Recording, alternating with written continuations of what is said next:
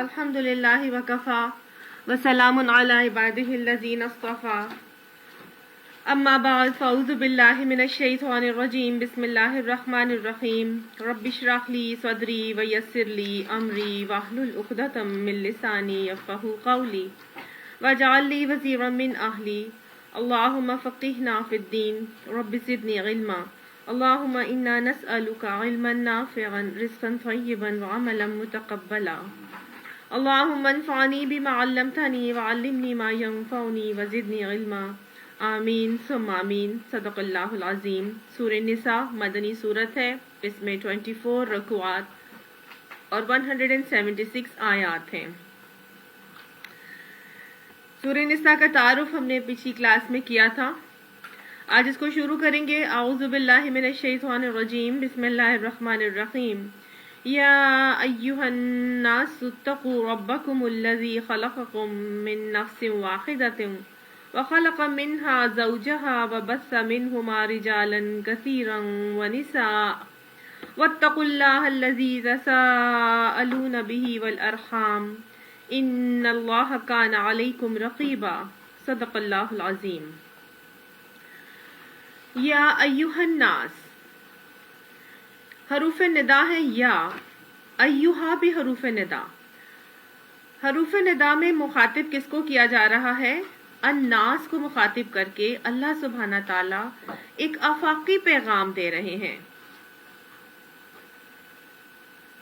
ساری کی ساری انسانیت کو اصول سکھائے جا رہے ہیں، طریقہ سکھایا جا رہا ہے۔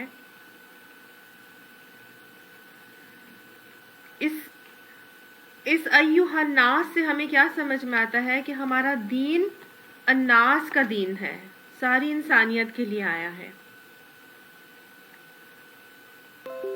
اسلام نوز نو باؤنڈریز، صرف ایک خاص علاقے، خطے یا چند لوگوں کے لیے نہیں آیا۔ مسلم ہے، ہم وطن ہے، سارا جہاں ہمارا۔ تو گویا قرآن کی دعوت، قرآن کے اصول، قرآن کے پیغامات ساری دنیا تک پہنچانا ضروری ہے۔ اور یہ کس کا فریضہ ہے؟ کون پہنچائے گا؟ کنتم خیر امتن کے افراد پہنچائیں گے، یہ میرا اور آپ کا فریضہ ہے۔ کتنی بھاری ذمہ داری ہے نا جو ہمیں اپنے کندھوں پر محسوس ہو رہی ہے اس کے حوالے سے کہ یہ دین ہمیں ہر ایک تک پہنچانا ہے، یہ ایھا الناس کا دین ہے۔ اور اتنا افسوس ہوتا ہے یہ سوچ کر کہ یہ دین تو ابھی ہمارے گھروں میں نہیں آیا، ہماری اپنی ذات پر نہیں آیا، ہمارے محلے میں نہیں آیا، ہمارے خاندان میں نہیں آیا، یہ پوری دنیا تک ہم کیسے پہنچائیں گے؟ اللہ ہمیں اس کی توفیق عطا فرما دیں۔ اب اس سورہ نساء، جیسے کہ ہم نے پیچھے پڑھا تھا تعارف کے اندر، اللہ سبحانہ تعالیٰ نے اس سورت کے اندر خواتین کے حقوق کا تحفظ کیا ہے، اور اس سورت کی ابتدا اور شروعات ایک پورے کے پورے اسلامی گھرانے کو چلانے کے لیے جو اصول اور ضوابط ہیں وہ اللہ تعالیٰ شروعات سے ہی ہمیں سمجھا رہے ہیں۔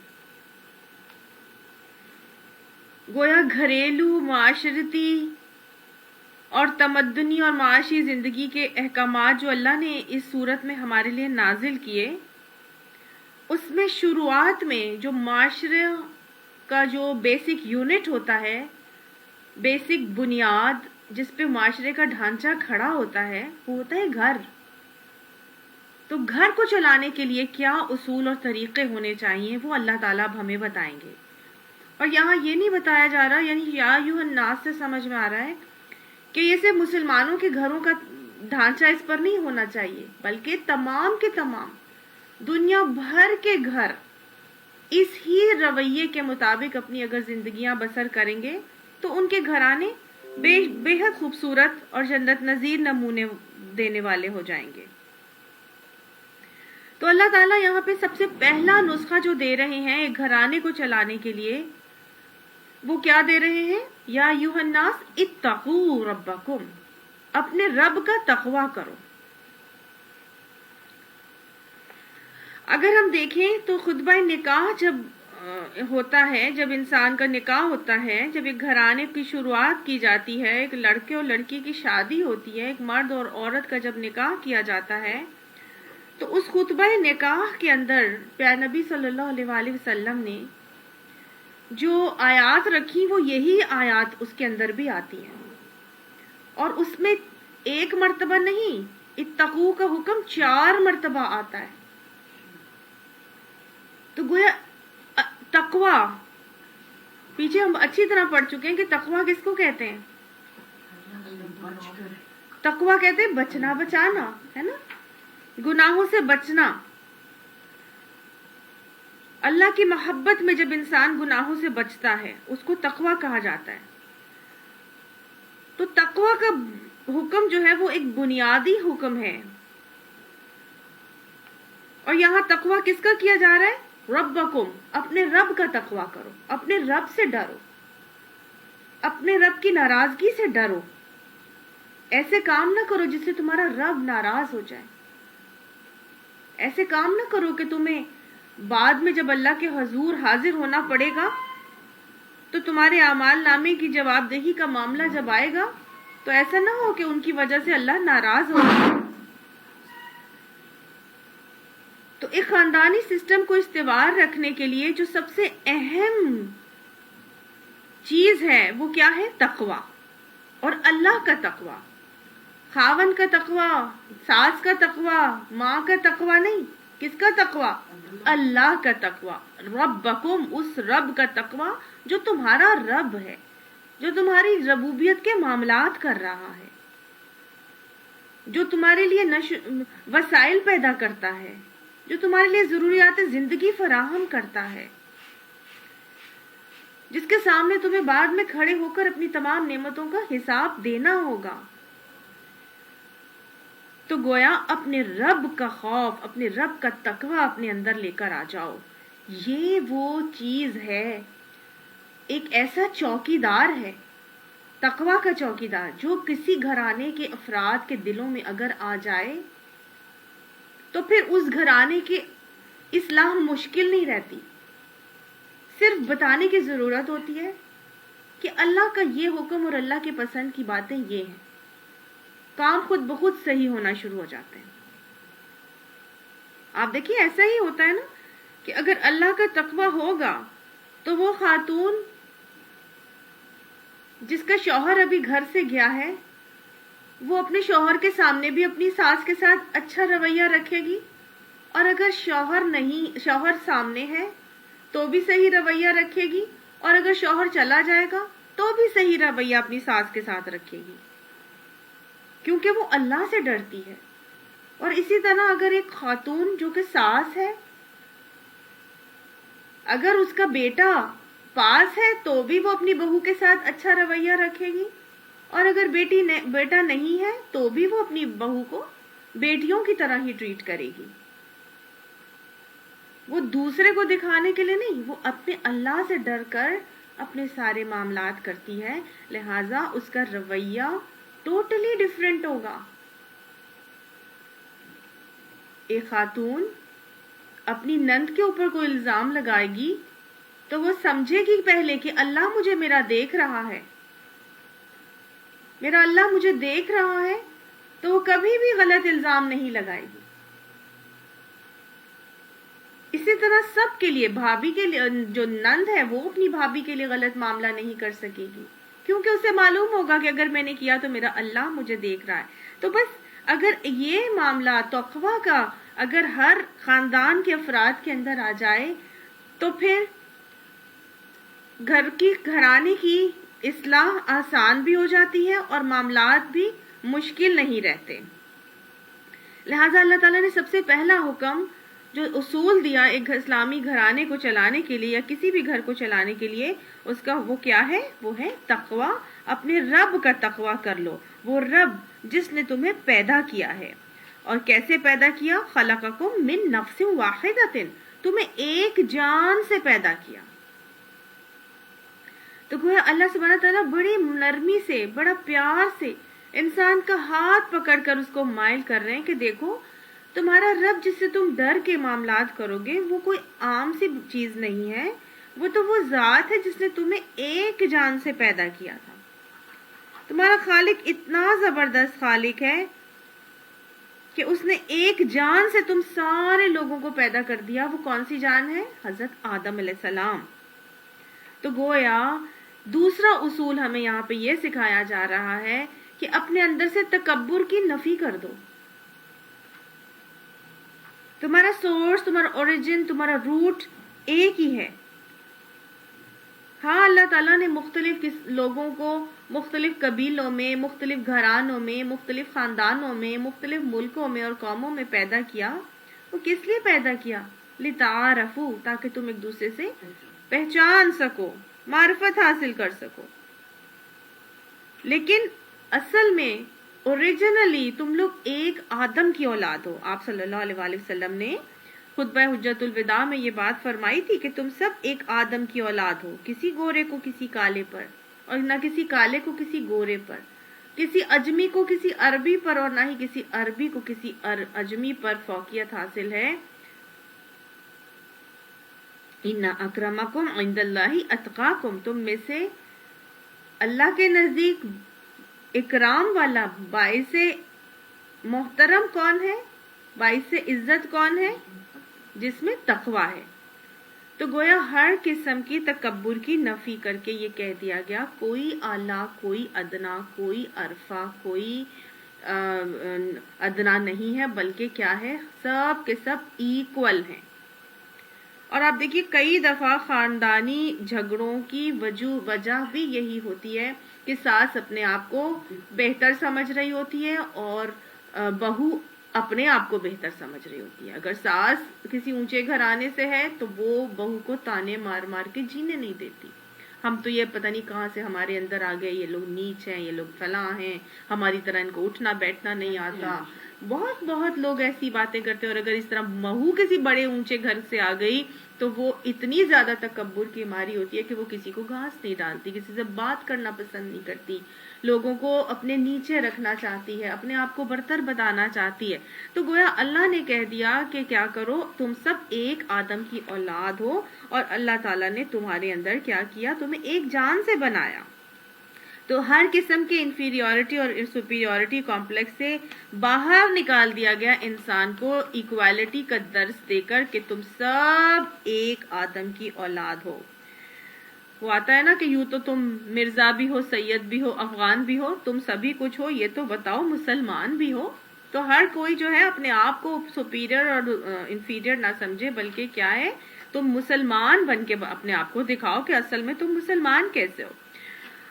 پھر اللہ تعالیٰ نے فرمایا کہ کیا ہے، وَخَلَقَ مِنْهَا زَوْجَهَا، وَخَلَقَ مِنْهَا زَوْجَهَا، ایک جان سے بنانے کے بعد اللہ نے تمہیں تمہاری جان کا جوڑا بھی تمہارے اندر سے بنا دیا. یہ جوڑا کون سا تھا؟ حضرت حوا علیہ السلام کا جوڑا. اور اللہ کے نبی کے احادیث کے حوالے سے ہمیں پتہ چلتا ہے کہ حضرت آدم علیہ السلام کو بنانے کے بعد ان کی پسلی سے حضرت حوا علیہ السلام کو بنایا گیا، جو کہ ان کی اپنی ہی جان میں کا ایک جوڑا تھے. تو اسی طرح سے ہر انسان کا اللہ تعالیٰ نے اس مرد کا ایک جوڑا یا عورت کا ایک جوڑا اس کے مرد کے حوالے سے بنایا ہے. اور یہاں اللہ نے بتا دیا خلق منہا زوجہا، تمہارا جوڑا بنا دیا. تو زوج کس کو کہتے ہیں؟ پھر جوڑے کو کہتے ہیں. جوڑا، زوج جوڑے کو کہتے ہیں. اور جوڑا پیر ہوتا ہے، جیسے جوتے کا جوڑا ہوتا ہے، ساکس کا جوڑا ہوتا ہے. اللہ نے یہاں پہ کہیں بھی جینڈر ڈسکریمنیشن نہیں رکھی کہ مرد اعلیٰ ہیں اور عورتیں نیچے ہیں، ایسے کوئی بات نہیں ہے. تمہاری زوج تمہارا جوڑا ہے، ایکول ہو، تم دونوں ایک جیسے ہو. کبھی ایسا نہیں ہوتا کہ ہیل والا جوتا اور ایک فلیٹ جوتا ہو تو ہم اس کو کہیں یہ ایک جوتے کا جوڑا ہے، ایسا نہیں ہوتا نا. دونوں ہیل والے ہوں گے یا دونوں فلیٹ ہوں گے یا دونوں ساکس کے کلرز ایک ہی جیسے ہوں گے اگر ایک پیئر ہوگا تو. اور دونوں ہی ایک دوسرے پر ڈیپینڈنٹ بھی ہیں. اگر ایک نہیں ہے تو دوسرا بیکار ہو جاتا ہے. تو گویا زوج کیا ہے؟ وہ دونوں مساوی اور ایکول حقوق بھی رکھتے ہیں ایک دوسرے پر، سملر بھی ہوتے ہیں اور ڈیپینڈنٹ بھی ہوتے ہیں، اور ایک دوسرے کے بغیر نامکمل ہوتے ہیں. دونوں کو ایک دوسرے کی تکمیل کے لیے ایک دوسرے کی ضرورت ہوتی ہے. تو یہ جو اللہ نے جوڑا بنایا یہ کس چیز کی تکمیل کے لیے ضروری ہے؟ ایک گھرانے کو لے کر چلنے کے لیے یہ ایک گاڑی کے 2 پہیے ہیں جو اس گھر کی گاڑی کو چلاتے ہیں. یاد کر لیجئے یہ احکامات اس وقت کے معاشرے میں دیے جا رہے ہیں جب عورت کو کچھ بھی نہیں سمجھا جاتا تھا. تب عورت کو کتنا ایلیویٹ کر دیا گیا یہ بتا کر کہ عورت مرد کی مساوی حقوق رکھتی ہے. یہ کسی خریدنے یا بیچنے کی چیز نہیں ہے. یہ لوٹ مار کا سامان نہیں ہے. یہ کوئی حقیر اور ناقص اور گھٹیا چیز نہیں ہے. اللہ نے ہر جگہ عورت کی حقوق کی حفاظت کی ہے. ہمارا دین ہمارے حقوق کا علم بردار دین بن کر آیا. اب یہاں پر اللہ سبحانہ تعالیٰ آگے فرما رہے ہیں وَخَلَقَ مِنْهَا زَوْجَهَا، میں نے تمہاری جان سے تمہارا جوڑا بنایا ہے. اب یہاں پہ ہمارا یہ بھی سمجھ میں آ رہا ہے کہ ہمارے دین میں اللہ کے نزدیک کوئی جینڈر ڈسکریمنیشن نہیں ہے. بس اللہ تعالیٰ نے ان دونوں کو ایک دوسرے پر ڈیپینڈنٹ کر کے ان کے حقوق اور فرائض مختلف کر دیے ہیں. ان کے کام کا دائرہ اللہ نے علیحدہ کر دیا ہے. مرد کو باہر کی ذمہ داریاں دے دی اور عورت کے لیے گھر کے اندر کی ذمہ داریاں رکھ دی. حضور صلی اللہ علیہ وسلم نے جب حضرت فاطمہ کی شادی کی تھی اپنی لخت جگر، تو حضرت حسین فرماتے ہیں کہ ہمارے نانا نے ہماری والدہ کی ذمہ داریاں گھر کی کام کاج لگائے تھے. وہ ہمارے لیے کھانا پکاتی، کپڑوں کا بندوبست کرتی، کپڑے دھوتی، صفائی کرتی. یہ سب کس کی ذمہ داری ہے؟ خاتون خانہ کی. اور ہمارے والد کی ذمہ داری اللہ تعالیٰ کے نبی نے یعنی ہمارے نانا نے گھر کے باہر کے سارے کام کاج ہمارے والد کے ذمہ لگائے تھے. تو گویا نبی صلی اللہ علیہ وسلم نے اپنے نمونے سے یہ بات سمجھا دی کہ عورت کی ذمہ داری گھر کے اندر کے کام ہے اور مرد کی ذمہ داریاں گھر کے باہر کا دیکھنا ہے. اور معاشی کفیل گھر کو بنایا جب مرد کو، اور جب دونوں ہی یہ ذمہ داریاں پوری کرتے ہیں تو گھرانہ احسن طریقے سے چلتا ہے. تو بس اللہ تعالیٰ نے یہاں پر بتایا کہ وہ دونوں ایک دوسرے پر ڈیپینڈنٹ ہیں، لیکن جب یہ دونوں ایک دوسرے کے ساتھ ملتے ہیں تو وہ بس مِنْهُمَا، اور پھیلا دیے ان دونوں سے رِجَالًا كَثِيرًا وَنِسَاءً. اللہ نے ان دونوں کے میل سے کیا کیا؟ پھیلا دیے بہت سے مرد اور عورتیں. نکاح کا ایک مقصد بتایا جا رہا ہے کہ حصول اولاد کا ذریعہ ہے نکاح، اور اس نکاح کے ساتھ ہی انسان کی جب اولاد آتی ہے تو آہستہ آہستہ آہستہ اس کا خاندان بڑھتا ہے، اور خوب خوب جو ہے وہ مرد اور عورتوں کا سلسلہ اللہ نے دنیا میں ایسے ہی پھیلایا. شروع میں جب حضرت آدم علیہ السلام کی اولاد ہوتی تو دو ہوتی، جڑواں پیدا ہوتے، بیٹا بیٹی بیٹا بیٹی. اور ولادت کے فرق کو ملحوظ خاطر رکھتے ہوئے انہی کی آپس میں پھر شادیاں کی جاتی، اور انہی سے پھر مزید اولادیں آئیں، اور پھر اللہ تعالیٰ نے اس طرح نسل انسانی کو پھیلایا تھا. اللہ تعالیٰ اگلا حکم دے رہے ہیں وَاتَّقُوا اللَّهَ الَّذِي تَسَاءَلُونَ بِهِ وَالْأَرْحَامَ، اور اللہ کا تقوی کر لو کیونکہ اس کا نام لے کر، اس کا واسطہ لے کر ہی تو تم لوگ دوسروں سے اپنے حق مانگتے ہو. یا یہ بھی کہا جا سکتا ہے کہ اللہ سے ڈرو کیونکہ تم سے سوال کیا جائے گا رحم کے رشتوں کے بارے میں. یا یہ بھی اس کو سمجھ سکتے ہیں اس طرح سے کہ اللہ کا تقوی کرو کیونکہ رشتہ داروں اور قرابت داروں کے متعلق تم سے سوال کیا جائے گا، لہذا تعلقات کو بگاڑنے سے پرہیز کرو. تو گویا یہاں پر صلہ رحمی کا حکم دیا جا رہا ہے. صلہ رحمی بہت ہی خوبصورت عمل ہے. پہلا پوائنٹ آپ نے کیا بتایا؟ اللہ کا پہلا پوائنٹ میں نے یہ بتایا تھا کہ اللہ کا تقوی کرو کیونکہ جس کا واسطہ دے کر تم لوگوں سے اپنے حق مانگتے ہو. یعنی کہ اللہ کا واسطہ دے کر تم حق مانگتے ہو تو بہی والارحام الذی تساءلون، یعنی کہ اسے تم مانگتے ہو، والبہی والارحام، اور تعلقات کو بگاڑنے سے پرہیز کرو.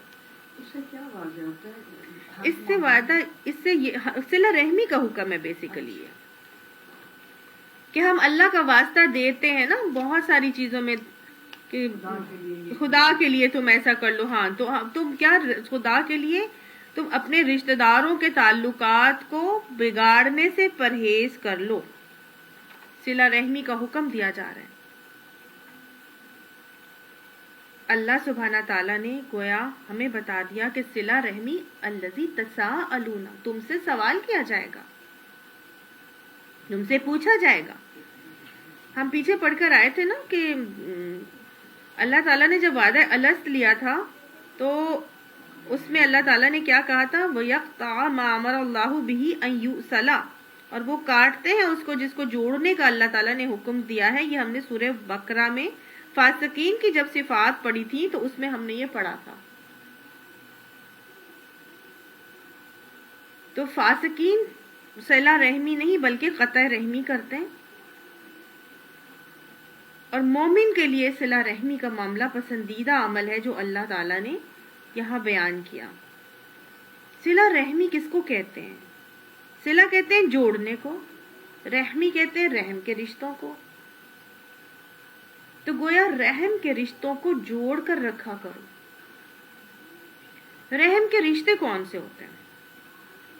رحم کے رشتے ہوتے ہیں وہ رشتے جو رحم سے بنتے ہیں، ماں کے پیٹ سے بنتے ہیں، ماں کے رحم سے تخلیق پاتے ہیں.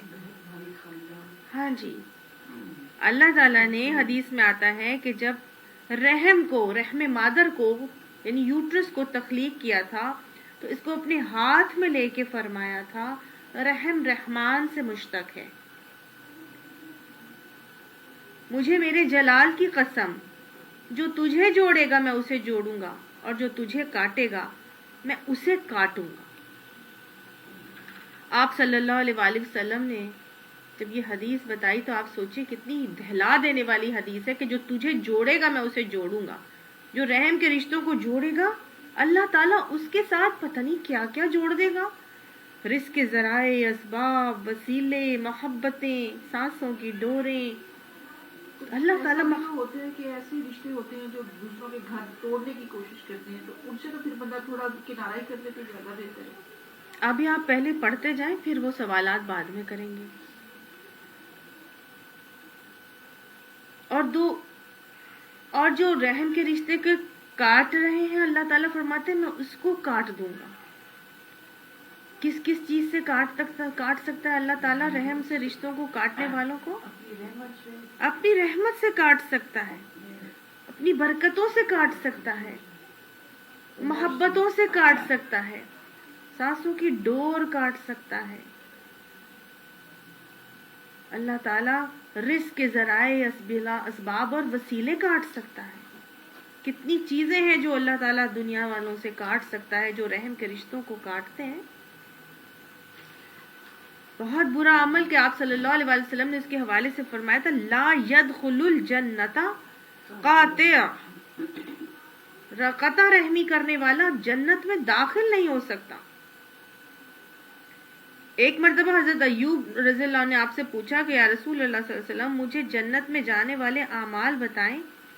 آپ نے فرمایا کہ ایک اللہ کی بندگی کرو، نماز وقت پر ادا کرو، زکوٰۃ دو، اور قرابت داری کا حق ادا کرو. یعنی کہ توحید، نماز، زکوٰۃ اور قرابت داری کا حق، صلہ رحمی. ایک اور موقع پر آپ صلی اللہ علیہ وآلہ وسلم نے جنت میں جانے والے اعمال بتائے اور آپ نے فرمایا بھوکوں کو کھلاؤ، رشتوں کو ملاؤ، سلام کو رواج دو، اور اس وقت نماز پڑھو جب لوگ سو رہے ہوں تو سلامتی کے ساتھ جنت میں چلے جاؤ گے. آپ نے فرمایا اگر تم چاہتے ہو کہ تمہاری عمر دراز ہو اور تمہارے رزق میں برکت ہو تو تمہیں چاہیے کہ تم صلہ رحمی کرو.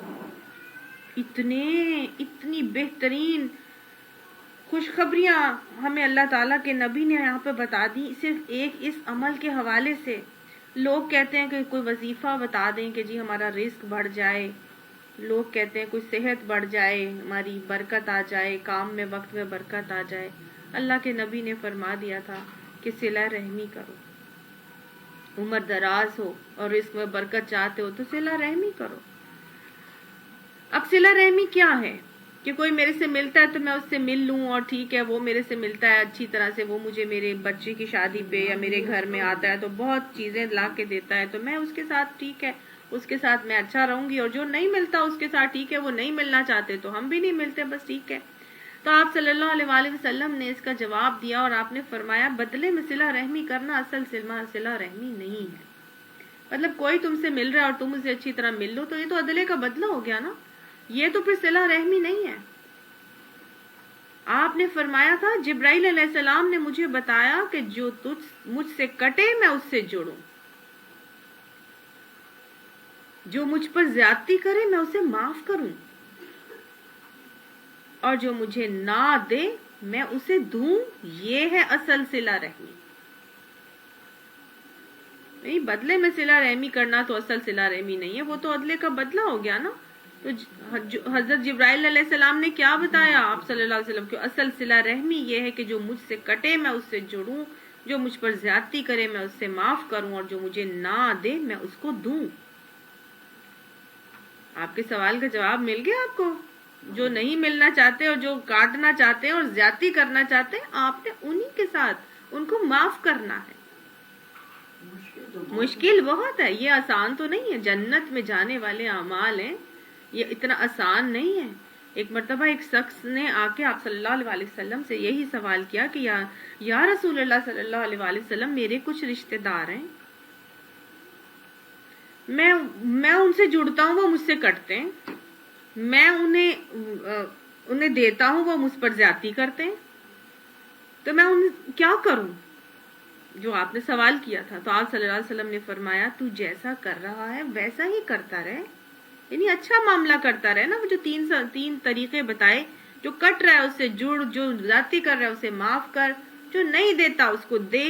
تو جیسا کر رہا ہے اس طرح ہی کرتا رہے. تیرا ایسا کرنا گویا ان کے منہ میں آگ بھرنا ہے، تیرا ایسا کرنا گویا ان کے منہ میں آگ جھونکنا ہے، خاک.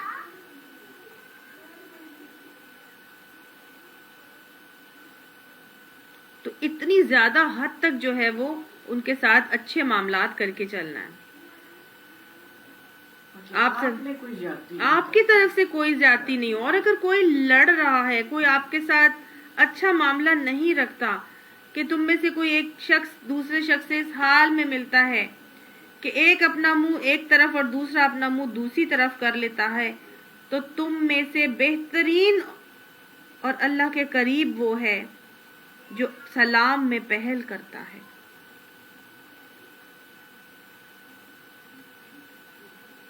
بہتر وہ ہے جو سلام میں پہل کرتا ہے. اور اگر سلام کیا جانے والا شخص سلام کا جواب نہ دے تو پھر دوسرا شخص ظالم اور پہلا مظلوم ہو جاتا ہے.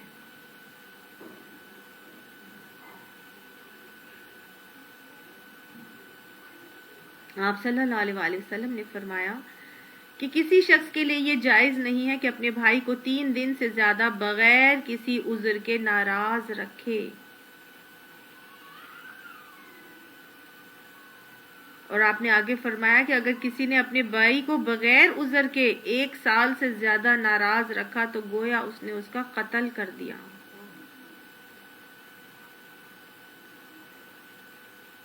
اور اگر کوئی ناراض ہے اور لڑائی ہوئی بھی ہے تو آپ صلی اللہ علیہ وسلم نے اس کے حوالے سے بھی خوشخبری دی کہ جس نے ترک نزاع کیا، جھگڑے کو ختم کیا، اس نے جنت کے وسط میں اپنا گھر بنا لیا. ایک جگہ آتا ہے جنت کے اطراف میں اپنا گھر بنا لیا. لہذا روٹھے ہوئے رشتہ داروں کو منانا ہے. گھر جنت کے درمیان اور جنت کے اطراف میں موتیوں کے محل کی خوشخبری دی ہے پیارے نبی صلی اللہ علیہ وآلہ وسلم نے. یاد رکھیے گا اگر کوئی کسی بھائی سے ناراض ہو یا کسی اپنے رشتہ دار سے ناراض ہے تو آپ صلی اللہ علیہ وسلم نے اس کی حدیث کے حوالے سے فرمایا کہ ہر پیر اور جمعرات کو اللہ کے ہاں حساب کتاب لے کر فرشتے جاتے ہیں، لیکن 2 لوگوں کا حساب کتاب مؤخر کر دیا جاتا ہے، وہ 2 جو آپس میں ناراض ہوں حتیٰ کہ وہ راضی ہو جائیں۔ اللہ تعالی ہمیں قطع رحمی سے بچنے کی توفیق عطا فرمائے اور صلہ رحمی کے معاملات ہمارے سب کے لیے آسان کر دیں۔ رحم کے رشتوں میں کون کون سے رشتے آتے ہیں لکھ لیجئے اپنے پاس۔ ماں باپ، بہن بھائی، ماں باپ کے حوالے سے نانا نانی، دادا دادی، پر نانا پر نانی، پر دادا پر دادی، اور بہن بھائیوں کے رشتے کے حوالے سے اگر ماں باپ کے بہن بھائی ہیں تو جیسے خالہ، ماموں، چچا تایا اور پھپھی، یہ سب کیا ہیں؟ رحم کے رشتے، اور اولاد بھی رحم کا رشتہ ہے۔ کزنز رحم کے رشتوں میں نہیں آتے، ہاں جی، کزنز رحم کے رشتوں میں نہیں آتے۔ پھپھا اگر سگا رشتہ نہیں ہے تو ماموں، جیسے کہ کئی دفعہ ہوتے ہیں نا، چچا ہی جو ہے وہ آپ کا وہ بن جاتا ہے، ہاں جی، ماموں پھپھا بن جاتا ہے نا، ہاں اس طرح سے۔ دادا دادی تو ہے نا، دادا دادی، پر دادا پر دادی، یہ سب رحم کے رشتوں میں آتے ہیں۔ کئی دفعہ ماموں جو ہوتا ہے وہ بھی پھپھا بن جاتا ہے، ایسے ہوتا ہے، جیسے وٹے سٹے کی شادی میں ہوتا ہے نا، ایسے ماموں پھپھا بن جاتا ہے۔ تو اس حوالے سے تو وہ ماموں ہے نا، اصل پہلا رشتہ تو اس کا ماموں کا ہے، لیکن پھپھا جو ہے وہ رحم کے رشتوں میں نہیں آتا، پھپھی رحم کے رشتے میں آتی ہے۔ لیکن اگر ماموں کے ساتھ پھپھی کی شادی ہوئی تھی تو پھر وہ دونوں ہی رحم کے ہی رشتے ہوں گے، ٹھیک ہے؟ تو یہ سب رحم کے رشتے ہیں، اور ان سب کے ساتھ اچھا حسن سلوک کا بھی بہت اجر ہے، اور بد سلوکی یا قطع رحمی کی بہت زیادہ وعید ہے کہ لا يدخل الجنۃ قاطع الرحم۔ اللہ تعالی ہمیں قطع رحمی سے بچ کر صلہ رحمی کرنے کی توفیق عطا فرمائے۔ اور اتنا زیادہ ان کا حق ہے کہ ایک مرتبہ حضرت میمونہ نے لونڈی آزاد کی، تو آپ صلی اللہ علیہ وآلہ وسلم نے جب ان کو معلوم ہوا تو آپ صلی اللہ علیہ وسلم نے حضرت میمونہ کو کہا کہ اگر تم یہ لونڈی اپنے ماموں کو دے دیتی تو تمہیں زیادہ اجر اور ثواب ہوتا۔ یعنی دیکھیں غلام کو آزاد کرنے کا کتنا اجر ہے، جہنم کی آگ سے آزاد ہو جاتا ہے انسان کا ہر عضو، جو وہ اس غلام کا عضو کے بدلے انسان جہنم کی آگ سے آزاد ہوتا ہے۔ لیکن پھر بھی آپ صلی اللہ علیہ وسلم نے فرمایا تھا کیونکہ ماموں زیادہ حقدار تھے اور ماموں کو ضرورت تھی لونڈی کی، تو آپ نے فرمایا اگر ماموں کو دیتی تو زیادہ ثواب ہوتا۔ آپ صلی اللہ علیہ وسلم نے فرمایا کہ بہترین دینار وہ ہے جو تم اپنے رشتہ دار کو دیتے ہو، ایک دینار وہ ہے جو تم یتیم کو دیتے ہو، ایک دینار وہ ہے جو تم مسکین کو دیتے ہو، ایک دینار وہ ہے جو فقیر کو دیتے ہو، اور ان میں سے بہترین دینار وہ ہوگا جو تم اپنے رشتہ دار کو دیتے ہو۔ آپ صلی اللہ علیہ وسلم نے وعید دی اور فرمایا کہ اس قوم پر اللہ کی رحمت نہیں اترے گی جس میں کوئی قطع رحمی کرنے والا موجود ہو۔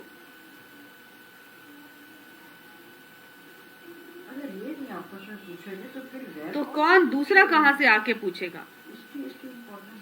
اب کئی دفعہ ایسے ہوتا ہے کہ انسان کہتا ہے کہ نہیں میں جو ہے اب کیا اب سارا کچھ اپنے رشتہ داروں کو ہی دیتا چلا جاؤں، بس ایسے نہیں۔ آپ نے فرما دیا تھا صدقہ کے قسم کھا کر کہ صدقہ کرنے سے مال کم نہیں ہوتا، اور معاف کرنے سے عزت کم نہیں ہوتی، اور عاجزی کرنے سے درجات بلند ہوتے ہیں، اور پہلوان وہ ہے جو بدلے کی طاقت لیتے ہوئے دوسرے کو معاف کر دیتا ہے۔ لہٰذا اگر رشتہ داروں میں کسی کے ساتھ بھی کوئی غلط معاملہ یا قطع رحمی کا معاملہ یا ناراضگی کا معاملہ چل رہا ہے تو لوگوں کو معاف کر دیں، اللہ کے نزدیک عزت کم نہیں ہوگی بلکہ درجات بلند ہو جائیں گے اگر آپ عاجز ہو جائیں گے، اور اللہ کے نزدیک آپ پہلوان بن جائیں گے۔ آگے اللہ تعالیٰ نے فرمایا کیوں کرو ایسا، الذی تساءلون بہ والارحام، یاد رکھنا ان اللہ کان علیکم رقیبا، بے شک اللہ تمہارے اوپر تمہارے سارے معاملات کی نگرانی کر رہا ہے، تمہیں دیکھ رہا ہے، رقیبا ہے۔ اللہ کی نگرانی ہر وقت ہمارے اوپر ہمہ وقت چل رہی ہے. وہ مالک یوم الدین ہمیں ہر وقت دیکھ رہا ہے، ہمارے ہر معاملے کو دیکھ رہا ہے اور ہمارے ہر معاملے کو وہ لکھوا بھی رہا ہے.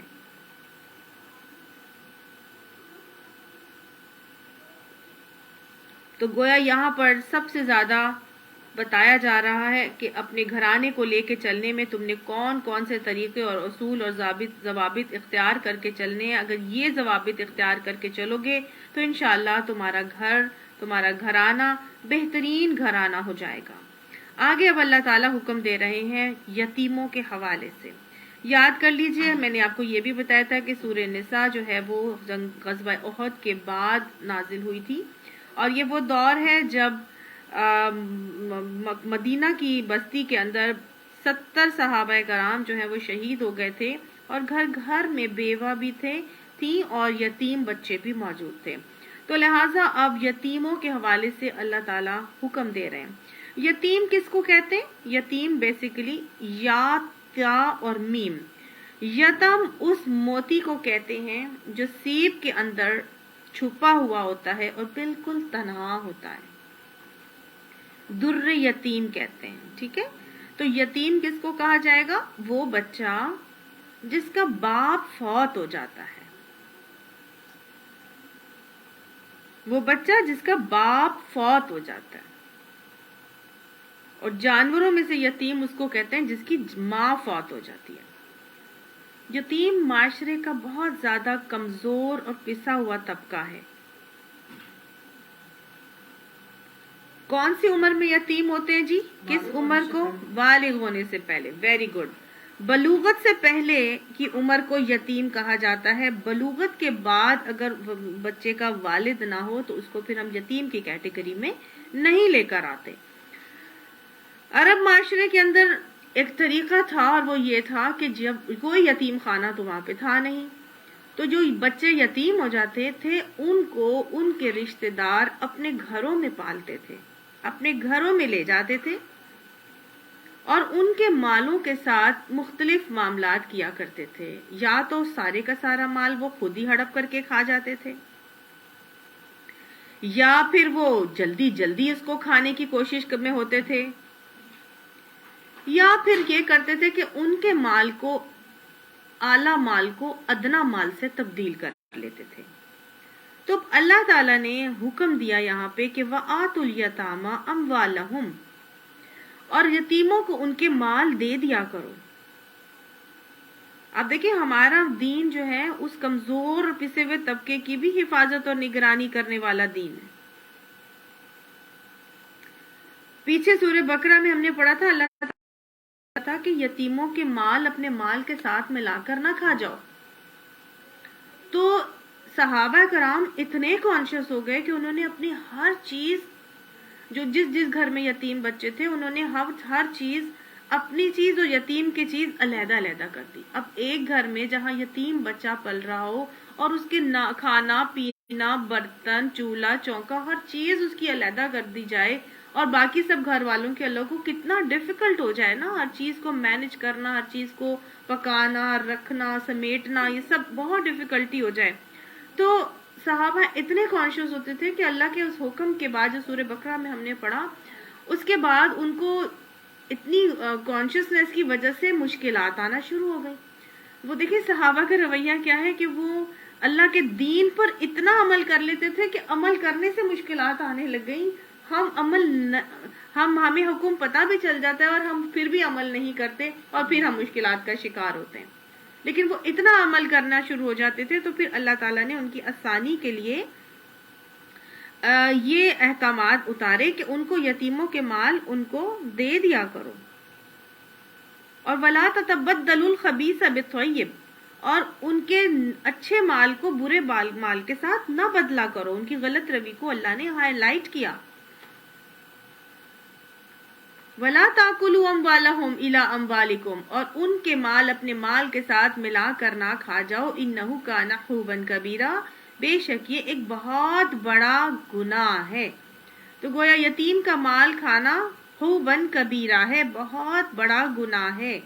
آپ صلی اللہ علیہ وسلم نے فرمایا تھا میں تمہیں دو کمزوروں کے مال سے بچنے کی تاکید کرتا ہوں، ایک بیوہ اور دوسرا یتیم.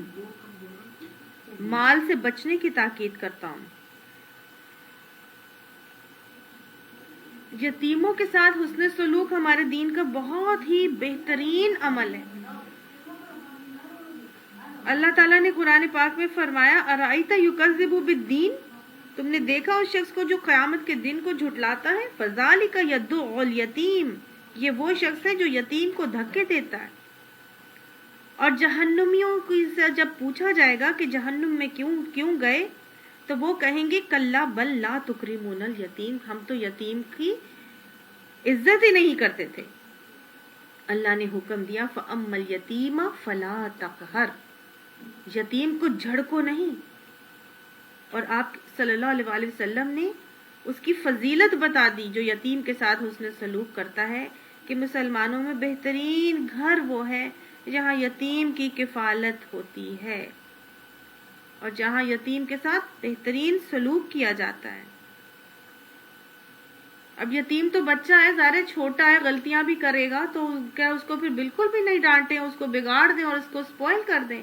نہیں، آپ صلی اللہ علیہ وسلم نے طریقہ اور رویہ سکھایا اور آپ نے فرمایا ایسے ڈانٹو جیسے اپنی اولاد کو جھڑکتے ہو. تو گویا جیسے تم اپنی اولاد کے ساتھ معاملات کرتے ہو، جہاں جھڑکنے کی ضرورت پڑتی ہے وہاں جھڑک بھی سکتے ہو، لیکن ان کو اس طرح سے ہی ان کے ساتھ ٹریٹمنٹ کرو جیسے تم اپنی اولاد کے ساتھ کرتے ہو.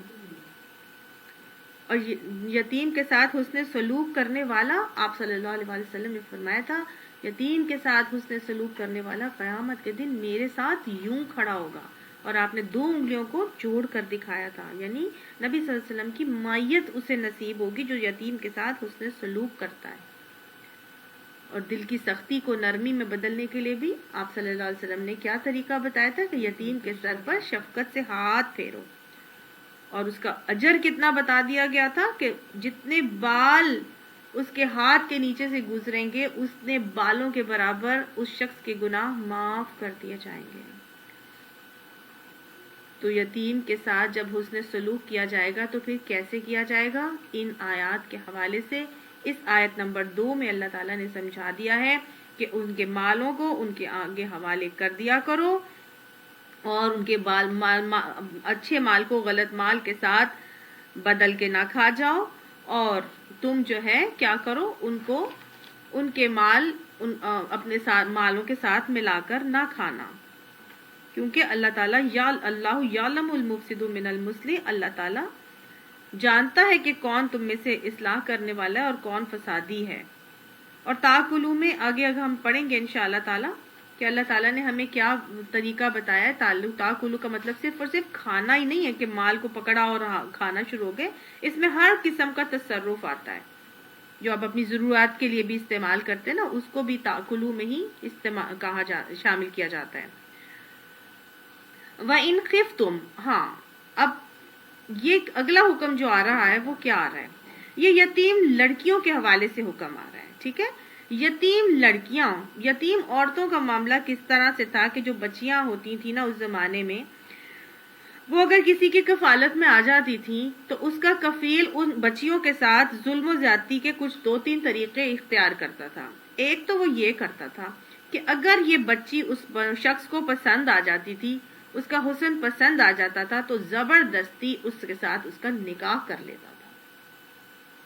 زبردستی اس کو اپنے نکاح میں لے آتا تھا، اس کا مال بھی کھا جاتا تھا، اس کا حق مہر بھی کھا جاتا تھا. اور اگر وہ بچی اسے پسند نہیں ہوتی تھی تو نہ تو اس کا نکاح کہیں اور کرتا تھا اور نہ ہی وہ خود اپنے سے اس کا نکاح کرتا تھا. کیوں نہیں کرتا تھا؟ کیونکہ گھر کا مال گھر میں ہی رہے اور اس کے مال پر سانپ کی طرح قابض ہو کر بیٹھا رہتا تھا.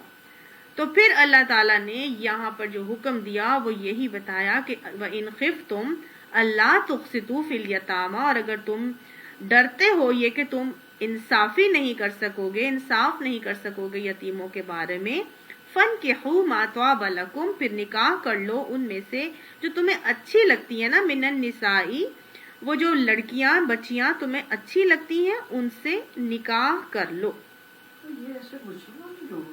ہاں مطلب اس معاشرے کے جو بھی تھے، ہاں جی مسلمان ہی تھے تو نکاح کرتے تھے، اور جو عرب میں جو غیر مسلم تھے مشرک وہ بھی ایسے ہی کرتے تھے وہ تو کرے وہ تو ان کا جی۔ لیکن اللہ نے یہاں پہ کہا کہ جو تمہیں اچھی لگتی ہیں نا ان کے ساتھ تم نکاح کر سکتے ہو، من النساء، ان عورتوں میں سے۔ کہ کیا یہاں پہ دیکھیں توبہ لکم یعنی اچھی لگیں تمہیں، توبہ لکم سے ہمیں ایک اور جواز نکل رہا ہے، اور وہ یہ جواز نکل رہا ہے کہ ہمارا دین نکاح کے لیے پسندیدگی کا اختیار دیتا ہے۔ تو نکاح کے وقت پسندیدگی کو ملحوظ خاطر رکھنے کا جواز ہمیں اس ورڈ سے مل رہا ہے۔ آج کل تو شکلیں دیکھ کے پسندیدگی ہے، تو اس میں بیچارے جو سیدھے ہیں ان کا کیا؟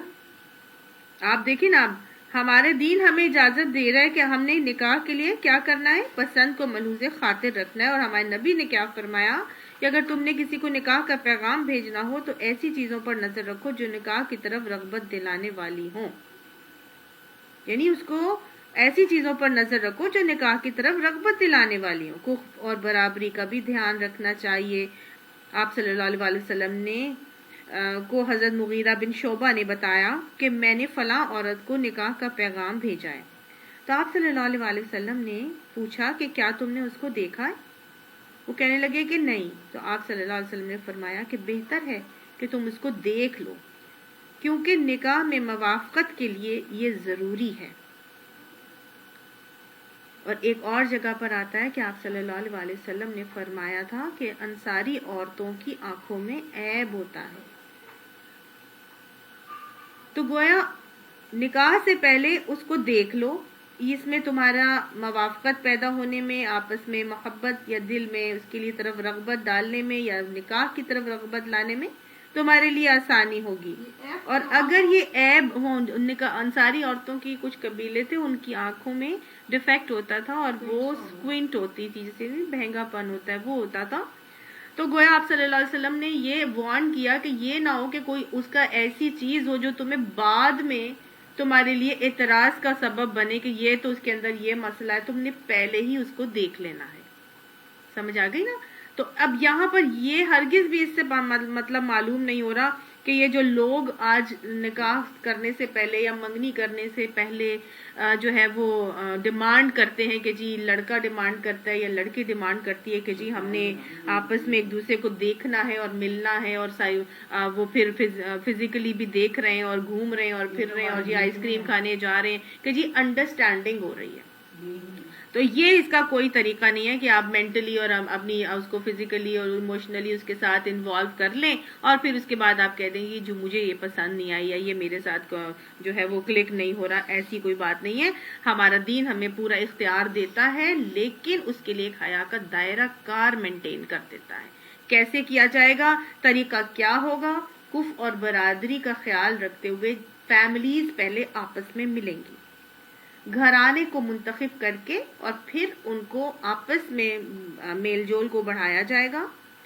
جب فیملیز ایک دوسرے کو پسند کر لیں گے تو اس کے بعد اب لڑکا اور لڑکی کو سب کے سامنے پوری کی پوری محفل میں ایک دوسرے کو ساتھ دکھا دیا جائے، سامنا کرا دیا جائے، اور اگر وہ بات چیت بھی کرنا چاہتے ہیں تو ان کو اجازت دی جائے۔ یہ ہے طریقہ۔ ہمارے یہاں جو ہے وہ پوری گنگا ہی الٹی بہہ رہی ہے۔ ہم کیا کرتے ہیں، سب سے پہلے دیکھتے ہیں لڑکی کو، اور فونوں پر اور موبائلز میں وہ تصویریں لڑکے اور لڑکی کی سینڈ کر دی جاتی ہیں۔ پہلے لڑکی لڑکے کو دیکھا جاتا ہے، بعد میں فیملیز کی طرف آیا جاتا ہے۔ حالانکہ دین ہمارا کیا، اور پہلے زمانے میں کیا ہوتا تھا، دیکھیں پہلے زمانے میں لوگ فیملیز کو دیکھ کر شادی کرتے تھے۔ فلاں کی نواسی ہے، فلاں کا نواسا ہے، یا فلاں کا پوتا ہے، فلاں کی بیٹی ہے، فلاں گھرانے سے، ہاں جی کر دو۔ وہاں پہ یہ نہیں۔ آج کیا ہے، ہمارے یہاں پر تصویریں اتنی زیادہ پھیل گئی ہیں سی ویز کے ساتھ کہ صرف اور صرف اس کو دیکھا جاتا ہے، اور پھر جتنی سپلائی ہوتی ہے اتنی ہی ڈیمانڈ کم ہو گئی۔ سمجھ آ گئی؟ جتنی لڑکیاں سپلائی ہو گئی، جتنے لڑکے سپلائی ہو گئے، آپ کی ان لڑکوں کی اور ان لڑکیوں کی ڈیمانڈز کم ہو گئی ہیں، اور لوگوں کی دوسری ڈیمانڈز بڑھ گئی ہیں، اور نتیجتاً لڑکے بھی بیٹھے ہیں اور لڑکیاں بھی بیٹھی ہیں، ہے کہ نہیں؟ تو معاشرے کے اندر پھر کنوارے جو ہے نا وہ بہت زیادہ فروغ پا رہے ہیں اور بہت زیادہ بڑھتے چلے جا رہے ہیں. ہمارا دین اس چیز کی اجازت نہیں دیتا, نہیں لینا چاہتے, اور پھر وہ شکل دیکھ کے ریجیکٹ کر دی جاتی ہے. اچھا, ایک اور بڑی مزے کی کل بات ہوئی. کسی کے گھر ہم گئے اور وہ اپنی بیٹے کے لیے رشتہ ڈھونڈ رہی ہیں. تو جب وہ ایک جگہ سے ہو کر آئیں تو ایسے ہی پوچھا کسی نے کہ بھئی کیسی تھی لڑکی, تو انہوں نے, ماں نے کہا کہ مجھے کیا پتا کیسی تھی, اس لیے کہ اتنا تو وہ میک اپ کر کے بیٹھی تھی, اور کہیں بھی جا رہی ہوں تو وہاں سب جو لوگوں کو پتا ہوتا ہے کہ کوئی دیکھنے آ رہا ہے تو خوب پارلر سے باقاعدہ تیار ہو کے اور لڑکیوں کو لایا جاتا ہے اور سامنے بٹھایا جاتا ہے.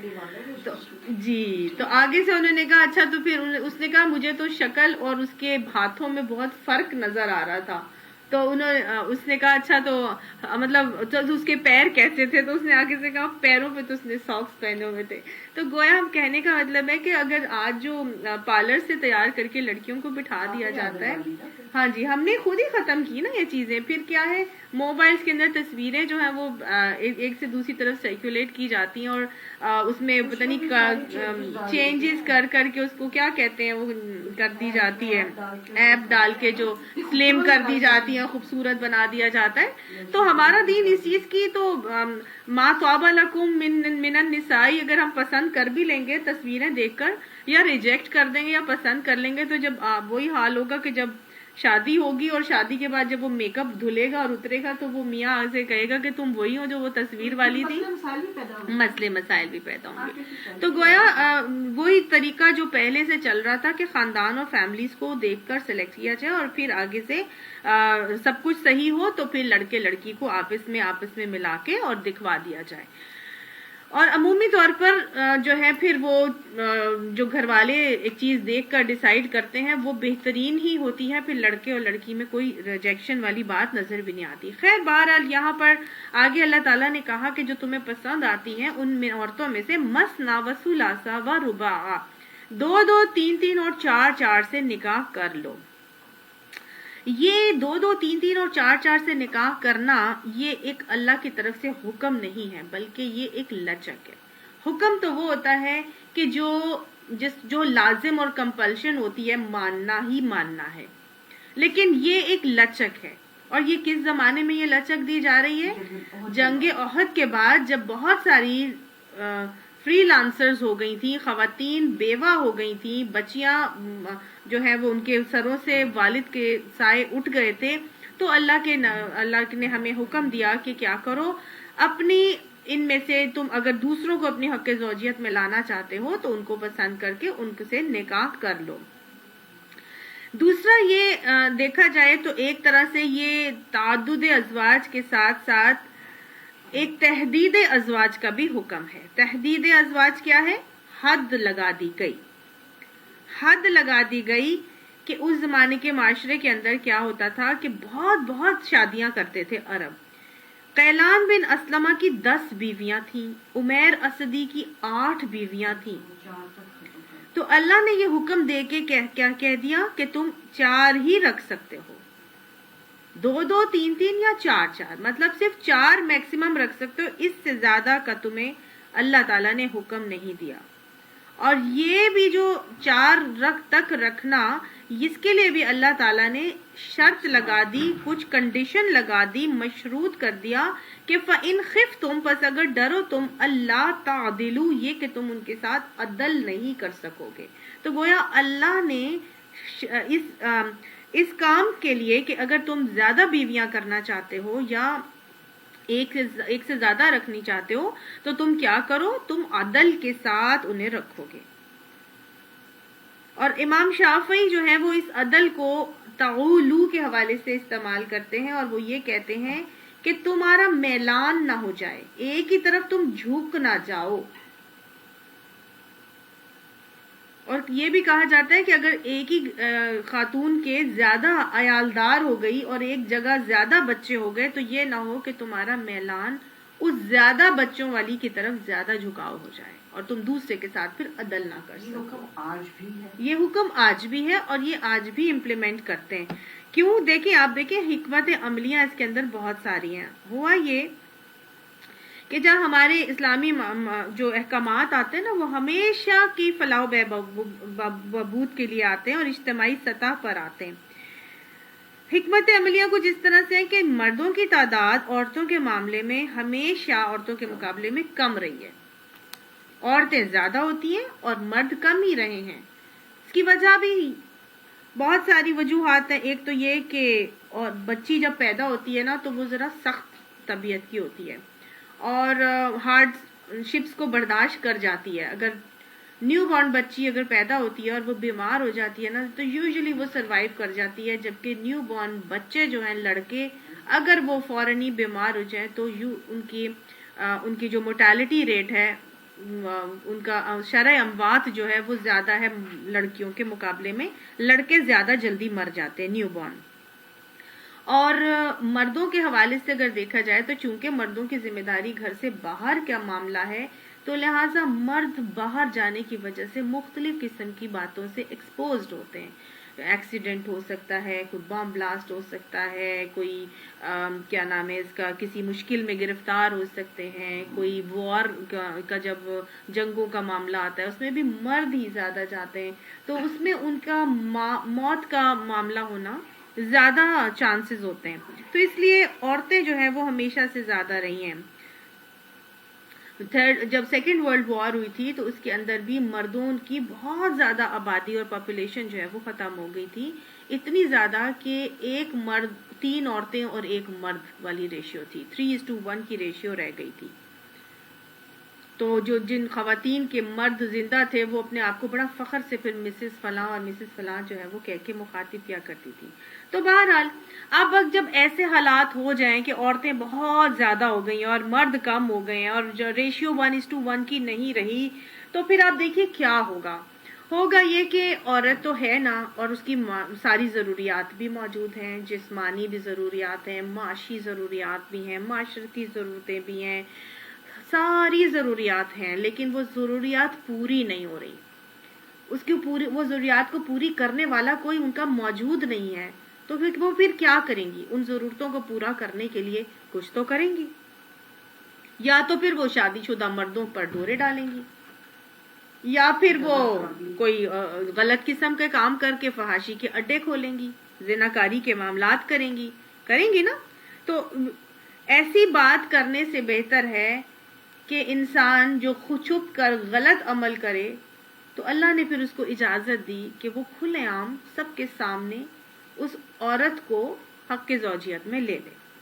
اور دیکھیں کئی دفعہ ایسے بھی ہوتا ہے کہ ریشیو تو چلو ٹھیک ہے, لیکن ایک عورت ہے جو اس کی مرد کی بیوی ہے, شاید وہ بہت ہی کمزور اور بوڑھی ہو گئی ہے, یا وہ بانجھ ہے, یا وہ اس کی ضروریات جو جسمانی ضروریات ہیں اس کو وہ پورا نہیں کر پا رہی. ایسے ہوتا ہے کچھ خواتین اپنے مرد کی جسمانی ضروریات کو پورا نہیں کر پاتی بیماری کی وجہ سے, یا وہ بانجھ ہونے کی وجہ سے اولاد نہیں دے پاتی. تو اب کیا ہوگا؟ اب اگر وہ اپنے مرد کو دوسری شادی بھی کرنے نہ دے اور کہے نہیں اگر تم نے دوسری شادی کرنی ہے تو پھر تم مجھے پہلے طلاق دو گے اور پھر تم دوسری شادی کرو گے, تو الٹیمیٹلی کیا ہوگا؟ وہ عورت ہر چیز سے جائے گی, ہوگا نا. اگر وہ بچہ نہیں اس کا پیدا ہو رہا اور وہ اپنے شوہر کو دوسری شادی بھی نہیں کرنے دے رہا تو مرد کی تو ضروریات ہیں, تو مرد تو پھر چھپ چھپ کے دوسرے سے ملے گا. اور دوسرا یہ کہے گی کہ اگر تم نے کہیں اور کرنی ہے تو پھر پہلے تم مجھے طلاق دو اور پھر تم کہیں اور شادی کرو. تو الٹیمیٹلی یہ بھی اپنی چھت سے محروم ہو جائے گی, ہر طرح کی ضرورتوں سے محروم ہو جائے گی. تو یہ زیادہ بہتر نہیں کہ وہ عورت پھر خود ہی اپنے شوہر کو اجازت دے اور کہے کہ ٹھیک ہے تم مجھے بھی رکھو اور اس کو بھی لے آؤ, بجائے اس کے کہ تم کسی غلط کام میں مبتلا ہوتے ہو, تم حلال طریقے سے اس کو نکاح میں لے کر آؤ اور اس کو بھی رکھو اور مجھے بھی رکھو. تو یہ سب سے زیادہ عقل مندی کا طریقہ ہے جو اللہ نے یہاں پر حکم دیا اور بتایا کہ وہ اس کو قبول بھی کر لے اور اپنے گھر کو بھی بچا لے اور اس کو بھی تحفظ مل جائے اور اگلی والی کو بھی تحفظ مل جائے. تو گویا اللہ نے یہاں پر ہمیں جو حکم دیا کہ تعدد ازواج مرد کو کہا کہ وہ کر لیں, صرف عیاشی کو کرنے کے لیے یا صرف غلط انداز میں جو ہے مزے لینے کے لیے ایسا معاملہ نہیں کرنا. اور یہاں پر بتایا گیا عدل کے ساتھ کرو. عدل کے ساتھ جو مشروط کیا تو اس میں یہ ہے کہ 2 بیویاں ہیں تو دونوں کے ساتھ عدل کرنا ہے. اور یہ عدل ہر انداز پر اور ہر سطح پر ہوگا. معاشرتی عدل بھی ہوگا، معاشی عدل بھی ہوگا، سوشل عدل بھی ہوگا. اور جیسے کہ باری ایک کی لگائی ہے تو دوسرے کی بھی باری دینی ہے. ایک دن ایک کے پاس، دوسرے دن دوسرے کے بعد، 3 دن ایک کے پاس، 3 دن دوسری کے پاس، اس طرح.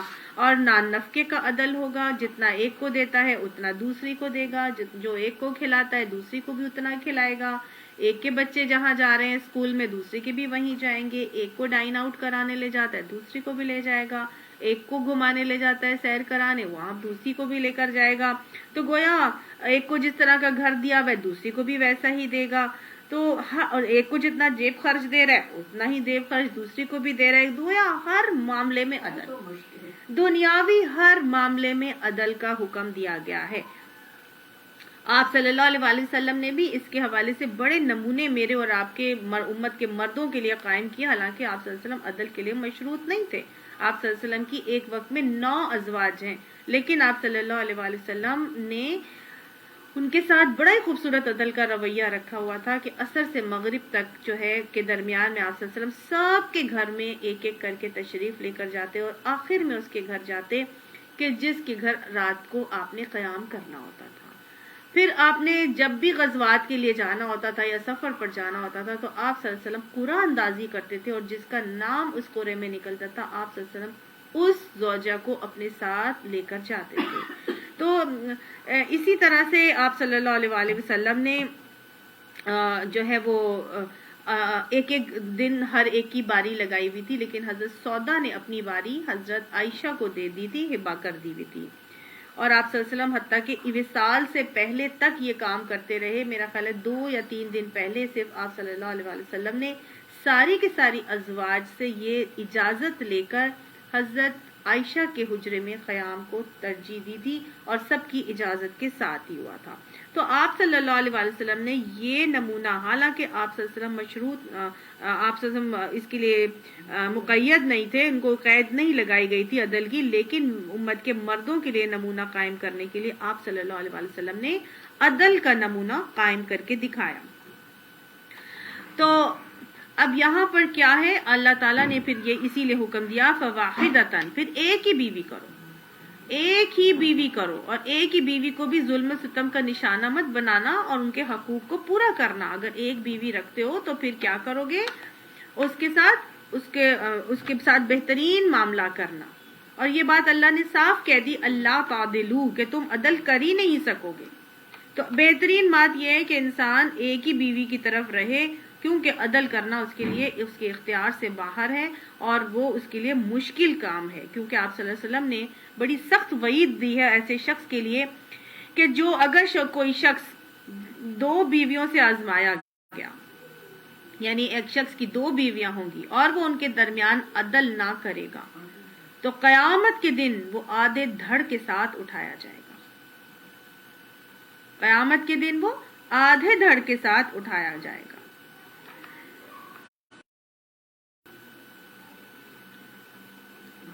تو بہت بہت مشکل کام ہے.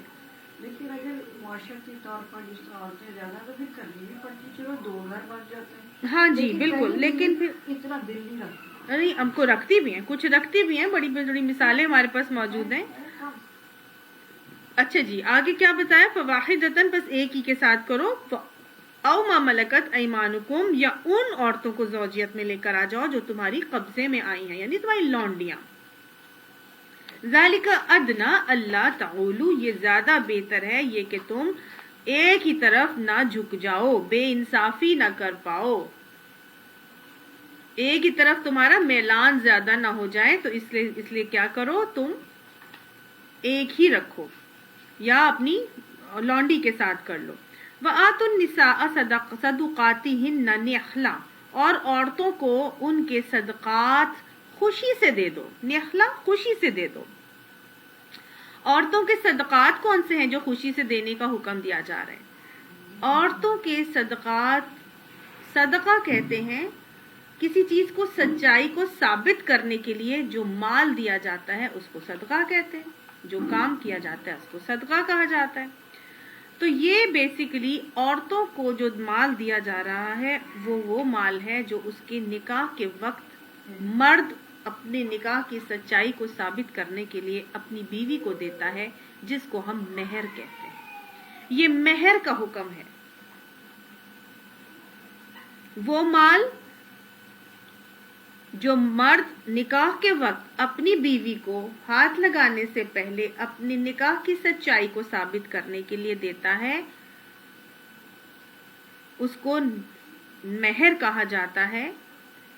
مہر صرف مال ہی نہیں ہوتا بلکہ ہدیہ ہوتا ہے، کسی بھی طرح سے یہ دیا جا سکتا ہے۔ کوئی زمین ہو سکتی ہے، کوئی زیور ہو سکتا ہے، کوئی قرآن کی تعلیم ہو سکتی ہے۔ آپ صلی اللہ علیہ وآلہ وسلم کے زمانے میں ایک صحابی نے رسول اللہ صلی اللہ علیہ وآلہ وسلم کے کہنے پر ایک خاتون سے نکاح کیا اور اس نے قرآن پڑھانے کا تحفہ مہر میں دیا تھا ان کو۔ اور حضرت ام سلیم نے حضرت ابو طلحہ سے جب شادی کی تو ابو طلحہ کو کہا تھا کہ تم حق مہر میں مجھے اسلام کا تحفہ دے دو، یعنی اسلام قبول کر لو۔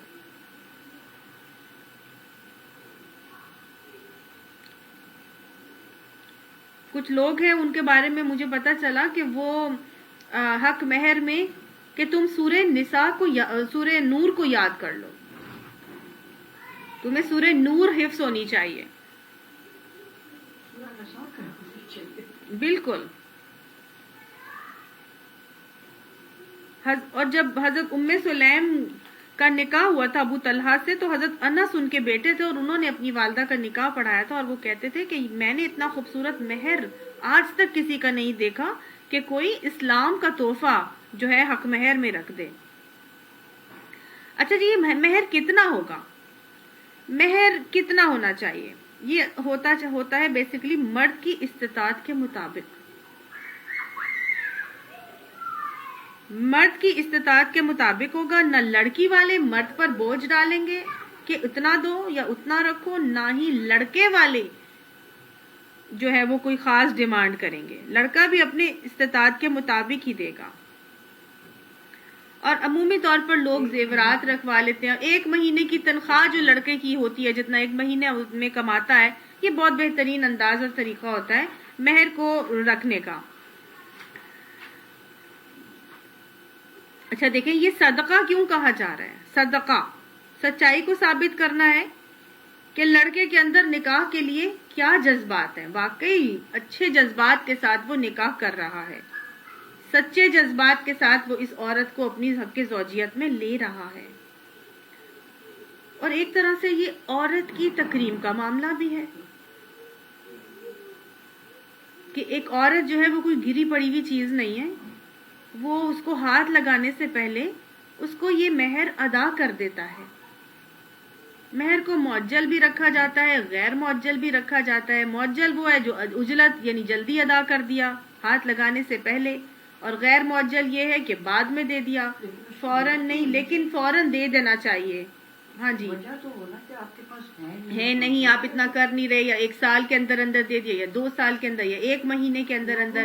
لیکن لوگوں نے اس کو ایسا بنا لیا ہے کہ دیتے ہی نہیں، غیر معجل کر دیتے ہیں اور اس کو دیا ہی نہیں جاتا، اور کہتے ہیں کہ جی ہاں اب یہ کون سا کوئی دینا ہوتا ہے، جتنا مرضی لکھوا لو، 10-10 لاکھ ہے حق مہر لکھوا لیا جاتا ہے، 25-25 لاکھ حق مہر لکھوا لیا جاتا ہے، اور پھر لڑکی کو وہ ملتا ہی نہیں۔ اور ان کیس وہ اتنا زیادہ لکھوا لیا جاتا ہے، اور پھر جب ان کی آپس میں کوئی خدا نہ خواستہ طلاق کا معاملہ آ جائے تو اس میں پھر کیا ہوتا ہے، وہ لڑکا لڑکی کو طلاق بھی نہیں دیتا کہ اگر طلاق دیا تو حق مہر بھی اب جو ہے وہ طلاق کے وقت دینا پڑے گا، تو رہنے دو، میں طلاق ہی نہیں دیتا۔ اور الٹیمیٹلی وہ بیچاری لڑکی جو ہے وہ بیٹھی رہتی ہے اس انتظار میں، اور نہ وہ ادھر کی ہوتی ہے نہ وہ ادھر کی، اور آخر کار اس کو پھر اپنا وہ حق مہر خلا کی وجہ سے چھوڑنا پڑ جاتا ہے۔ بعض کہتے ہیں معافی کر دو۔ تو یہاں پر آپ صلی اللہ علیہ وسلم نے اس کی بڑی سخت وعید دی، اور آپ نے فرمایا کہ جو شخص مہر نہ دینے کی غرض سے مقرر کرتا ہے وہ قیامت کے دن زانیوں کی صف میں اٹھایا جائے گا۔ اور آپ صلی اللہ علیہ وسلم نے یہ بھی فرمایا کہ جو شخص مہر کو اڑا لینے کی غرض سے مقرر کرتا ہے کہ ٹھیک ہے 25 لاکھ لکھ دیتا ہوں اور بعد میں اس کو معاف کرا لوں گا اور اڑا لوں گا، تو قیامت کے دن وہ شخص بھی زانیوں کی صف میں اٹھایا جائے گا. ہم نے مذاق بنایا ہوا ہے. اچھا یہ حق مہر مرد سے لڑکی کو کیوں دلوایا جاتا ہے؟ کیا مقصد ہوتا ہے؟ مقصد اس کا دراصل ایک تو تکریم ہے کہ یہ عورت ہے، اس کی عزت ہے، اس کی ایک عزت نفس ہے. دوسرا لڑکے کو یہ سمجھایا جاتا ہے کہ یہ اب تمہاری ذمہ داری ہے اور تم نے اس کے نان نفقہ ساری زندگی جو ہے وہ اٹھا کے چلنا ہے. تو ایک طرح سے یہ لڑکے کو ٹرین کیا جاتا ہے کہ یہ عورت اب تمہاری ذمہ داری ہے، اس کی خوشی غمی، اس کی حالات، اس کی کیفیات، اس کی ضروریات، تم نے اس کا حفاظت کرنی ہے اور تمہارے اوپر اس کا سارے کا سارا معاملہ ہے. آپ صلی اللہ علیہ وآلہ وسلم نے حق مہر کتنا دیا تھا؟ مسنون حق مہر 12.5 اوقیہ چاندی. کچھ ازواج کو آپ صلی اللہ علیہ وآلہ وسلم نے 500 درہم دیے تھے. حضرت ختیجہ کا 500 درہم تھا اور بہت سی جو ازواج مطہرات ہیں ان کے 12.5 اوقیہ چاندی. یہ وہ دور ہے جب آپ صلی اللہ علیہ وآلہ وسلم کے گھر میں 3 چاند آتے تھے اور چولہا نہیں جلتا تھا. قسم پرسی کا، فاقہ کا، فکر و فاقے کا یہ عالم تھا اور اس پہ آپ صلی اللہ علیہ وآلہ وسلم 12.5 اوقیہ چاندی حق مہر مقرر کر رہے ہیں. یہ 12.5 اوقیہ چاندی جو ہے وہ آج کے دور میں تو خیر چاندی کی ویلیو کافی کم ہو گئی ہے، لیکن کچھ عرصے پہلے تک یہ 4-5 لاکھ روپے بن جاتے تھے. تو یہ اتنا بہت زیادہ اماؤنٹ ہے، یہ تھوڑی اماؤنٹ نہیں ہے، لیکن آپ صلی اللہ علیہ وآلہ وسلم اپنی ازواج مطہرات کو 12.5 اوقیہ چاندی جو ہے وہ دیتے تھے. اچھا جی، بہت سارے لوگ جو ہیں وہ مسنون مہر کے حوالے سے کہتے ہیں کہ جی 32 روپے اور 12 آنے جو ہیں وہ مسنون حق مہر ہے. تو ایسی کوئی بھی بات نہیں ہے. مسنون حق مہر میں نے آپ کو بتایا ہے 500 درہم یا 12.5 اوقیہ چاندی جو آپ صلی اللہ علیہ وسلم کی سنت سے ہمیں ملتے ہیں. لیکن یہ 32 روپے اور 12 آنے کا کانسیپٹ جو ہے یہ آیا تھا جہانگیر کے دور میں، جب ٹکے اور سکے جو ہے وہ اس طرح چلا کرتے تھے. تو اس زمانے میں مسنون مہر 12.5 اوقیہ چاندی کا حساب لگایا گیا تھا، تو وہ بنا تھا 32 روپے اور 12 آنے. تو اس کو لے کر انہوں نے مسنون مہر کر دیا اور آج بھی جو ہے وہ کھاتے پیتا طبقہ اپنی بیٹیوں کا جو ہے وہ مسنون مہر لکھوا دیتا ہے اور 32 روپے اور 12 آنے، اور اس کی وجہ سے جو ہے بہت زیادہ مشکلات اور فساد وغیرہ بھی جو ہے وہ ہو جاتا ہے. اچھا یہ دینا کب ہے حق مہر؟ یہ اس وقت دیا جائے گا جب لڑکی معجل ہوگا تو لڑکی کو ہاتھ لگانے سے پہلے ہی دے دیا جائے گا. ٹھیک ہے، ہاتھ لگانے سے پہلے ہی، لڑکی کے پاس جانے سے پہلے ہی دے دینا ہے. اچھا کیا فائدہ ہوتا ہے، کیوں دیا جاتا ہے اس کو، معجل کیوں کرنا چاہیے اور کیا فائدہ ہوگا اس سے؟ دیکھیں اس سے ہوگا یہ کہ عورت کے لیے یہ جو پیسہ ہوتا ہے نا، ایک سیکیورٹی فراہم کرنے والی چیز ہوتی ہے. پیسہ عورت کے لیے ایک بہت بڑا سیکیورٹی کا سبب بن ہوتا ہے. دوسری یہ ہے بات کہ اگر یہ کسی دوسرے گھرانے میں گئی ہے اور وہاں پہ مختلف قسم کے لوگوں کے ساتھ اس کا واسطہ پڑنا ہے، اب جب اس کا شوہر اس کو کچھ مال اور متاع یا کوئی چیز اس کو دیتا ہے تو اس مال کے ذریعے سے وہ لوگوں کو تحفے تحائف دے گی، ان کا دل مول لے گی، ان کے لیے چیزیں لائے گی. اور تحفے دیا کرو، اس سے آپس میں ہدیہ دینے سے محبت بڑھتی ہے، تو وہ کیا کرے گی، اس کو اپنے آنے میں آسانی ہو جائے گی. تو اللہ نے ہمیں بڑے خوبصورت احکامات دیے کہ تم کیا کرو، اپنی بیویوں کو پہلے ہی جو ہے وہ حق مہر دے دیا کرو. اور دیا کیسے کیا کرو، نحلا، خوشی خوشی دیا کرو، زور زبردستی نہیں ہے. تمہارے اوپر کوئی کندھے پہ گولی رکھ کے جو، یا تمہارے ماتھے پہ کوئی گولی رکھ کے تم سے نہیں نکلوائے گا. تم خوشی خوشی دیا کرو. اور دیکھو اتنا سب کچھ چھوڑ کر آ رہی ہے، اپنے ماں باپ کا گھر چھوڑ کے، محبتیں چھوڑ کر، تمہارے لیے سب کچھ چھوڑ کر آ رہی ہے. لہٰذا تم ہی اس کی اب خوشی کے ذمہ دار ہو. اب اس کو خوشیاں دینے کے لیے یہ مال اس کے حوالے ضرور کرو اور خوشی سے کرو. فَإِن طِبْنَ لَكُمْ، اب اگر وہ کیا کریں، خوشی سے معاف کر دیں، اچھی لگے واسطے تمہارے، ان شیء منہ نفسن، اگر وہ معاف کر دیں یا چھوڑ دیں تمہارے لیے وہ اس میں سے کچھ بھی، فَكُلُوهُ ہنیئا مریئا، پس اس کو تم خوشی سے کھا سکتے ہو. ہنیئا مریئا کا مطلب ہوتا ہے بغیر مشقت کے جو چیز آپ کو آسانی سے مل جائے، خوشی خوشی. ہنی مریہ اس کو کہتے ہیں کہ ایسا کھانا جو بغیر مشقت کے آسانی سے حلق سے اتر جائے اور جزو بدن بن جائے. تو اللہ نے کہا کہ اگر وہ معاف کر دیتی ہیں تمہیں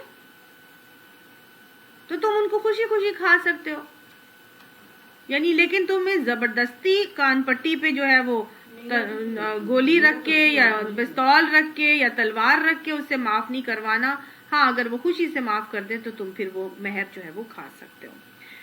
ولا تسفہاء، اور نہ تم دو السفہاء بے وقوفوں کو، اموالکم ان کے مال، اور ان بے وقوفوں کے مال ان کے حوالے نہ کرو، التی جعل اللہ لکم قیاما وارزقوہم فیہا، وہ مال جو اللہ نے تمہارے لیے قیام کا ذریعہ بنائے وہ مال بے وقوفوں کے حوالے نہ کیا کرو، بلکہ کیا کرو، وارزقوہم، ان سے رزق حاصل کرو، ان کو اپنے لیے کھانے پینے کا ذریعہ بناؤ، فیہا اس کے ساتھ، وقسوہم، اور ان سے پہننے کے لیے استعمال کرو، وقولوا لہم قولا معروفا، اور ان سے اچھی طرح سے بات کیا کرو.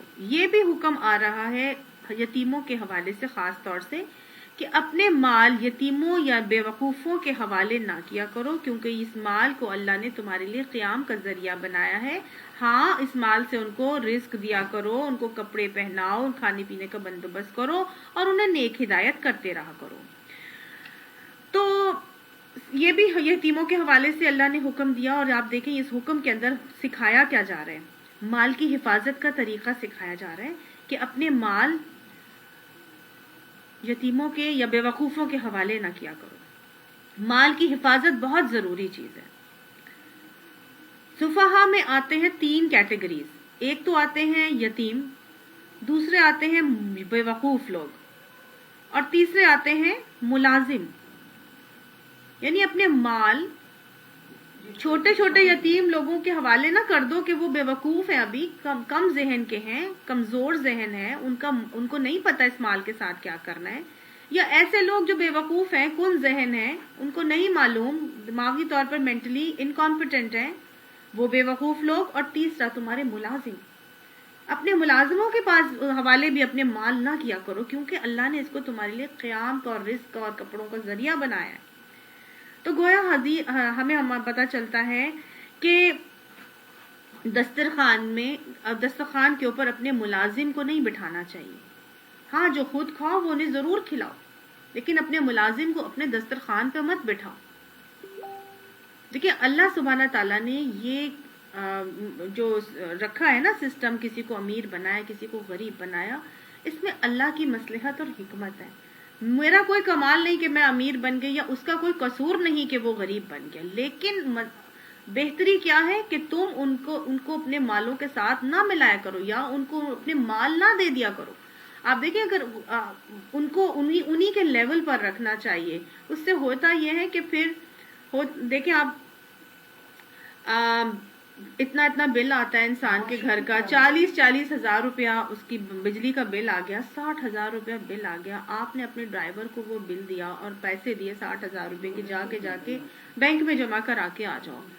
وہ تو اس بیچارے کی تو تنخواہ 20 ہزار روپے ہے، اور وہ کہے گا کہ ان کا میں پورا مہینہ جو ہے وہ 20 ہزار روپے میں گزارا کرتا ہوں، پتہ نہیں کتنی مشکل سے، اور یہ ایک وقت کا بل ان کا 60 ہزار روپے آ گیا، اور بجلی کا صرف بجلی کا بل ہی اتنا آ گیا، تو ان کے پاس کتنا کمال ہوگا. دوسرا آپ ڈیلیوریز کرواتے ہیں، ہوم ڈیلیوریز ہوتی ہیں، گھر میں چیزیں منگواتے ہیں، آپ آتا ہے گھر میں کھانا پینا، 4,000 6,000 کا بل آتا ہے، اور آپ اس کو کہتے ہیں، وہ حیران پریشان ہو جائے، اور کہے کہ چوکیدار آپ کا کہے کہ یار یہ ایک وقت کا کھانا انہوں نے اتنے ہزاروں کا منگوا لیا، تو یہ تو میں تو ساری تنخواہ میری اتنی مہینے کی اتنی ہے کو اللہ نے دیا. اس سے کیا ہوتا ہے، اس سے ایک تو آپ کا مال انسیکیور ہو سکتا ہے، دوسرا ان کے دلوں میں لالچ آ سکتی ہے، آخر کو ہے تو وہ بھی انسان. تیسرا یہ کہ پھر وہ آپ پہ میں نہیں رہیں گے، وہ آپ سے ڈیمانڈز اور تقاضے کرنے لگ جائیں گے. اب ایک خاتون نے مجھے بتایا کہ وہ اپنی میڈ کو جو ہے وہ، میں تو اپنی میڈ کو، بچی کو ہر جگہ ڈال کے اپنے ساتھ لے جاتی ہوں گاڑی میں، بٹھاتی ہوں اس کو، میں ادھر مال میں لے گئی اور ادھر مال میں لے گئی، اس کے سامنے آپ ہر چیز کر رہے ہیں، اس کے سامنے آپ ہر چیز اس کو دکھا رہے ہیں، وہ بیچاری گاؤں کی بچی آئی، پھر تو اس کے دماغ تو ہونے ہیں نا خراب، تو آپ نے وہ پھر اپنے گھروں میں اس قابل ہی نہیں رہتی، ان کے گھر نہیں بستے، پھر ان کے وہ جس جگہ پہ ہیں ان کو انہی جگہ پر رکھنا چاہیے۔ تو اللہ تعالیٰ کے ہر حکم میں بڑی مصلحت ہے، اس میں ہم ان کو نیچا کر کے یا انفیریئر کر کے ٹریٹ نہیں کر رہے، ان کو انہی طرح ٹریٹ کریں جو ان کے لیے بہترین ہوگا۔ تو اللہ نے یہاں پہ کیا کہا، اپنے مالوں کو بے وقوفوں کے حوالے نہ کرو، تم ان کے حوالے کرو گے پھر وہی تمہارے سر پہ چڑھ کے ناچیں گے، تو لہٰذا اس کا دھیان رکھا کرو۔ تو مال کی حفاظت ضروری ہے۔ مال دیکھیے بہترین چیز ہے، اور مال کی حفاظت ایک بہترین پسندیدہ عمل ہے، اتنا بہترین پسندیدہ کہ آپ صلی اللہ علیہ وآلہ وسلم نے فرمایا کہ اگر اس کی حفاظت کرتے ہوئے کوئی آدمی قتل ہو جائے تو وہ شہید ہے، اور اگر یتیم کے مال کی حفاظت کرتے ہوئے کوئی قتل ہو جائے تو پھر اس کا کیا درجہ ہوگا نا۔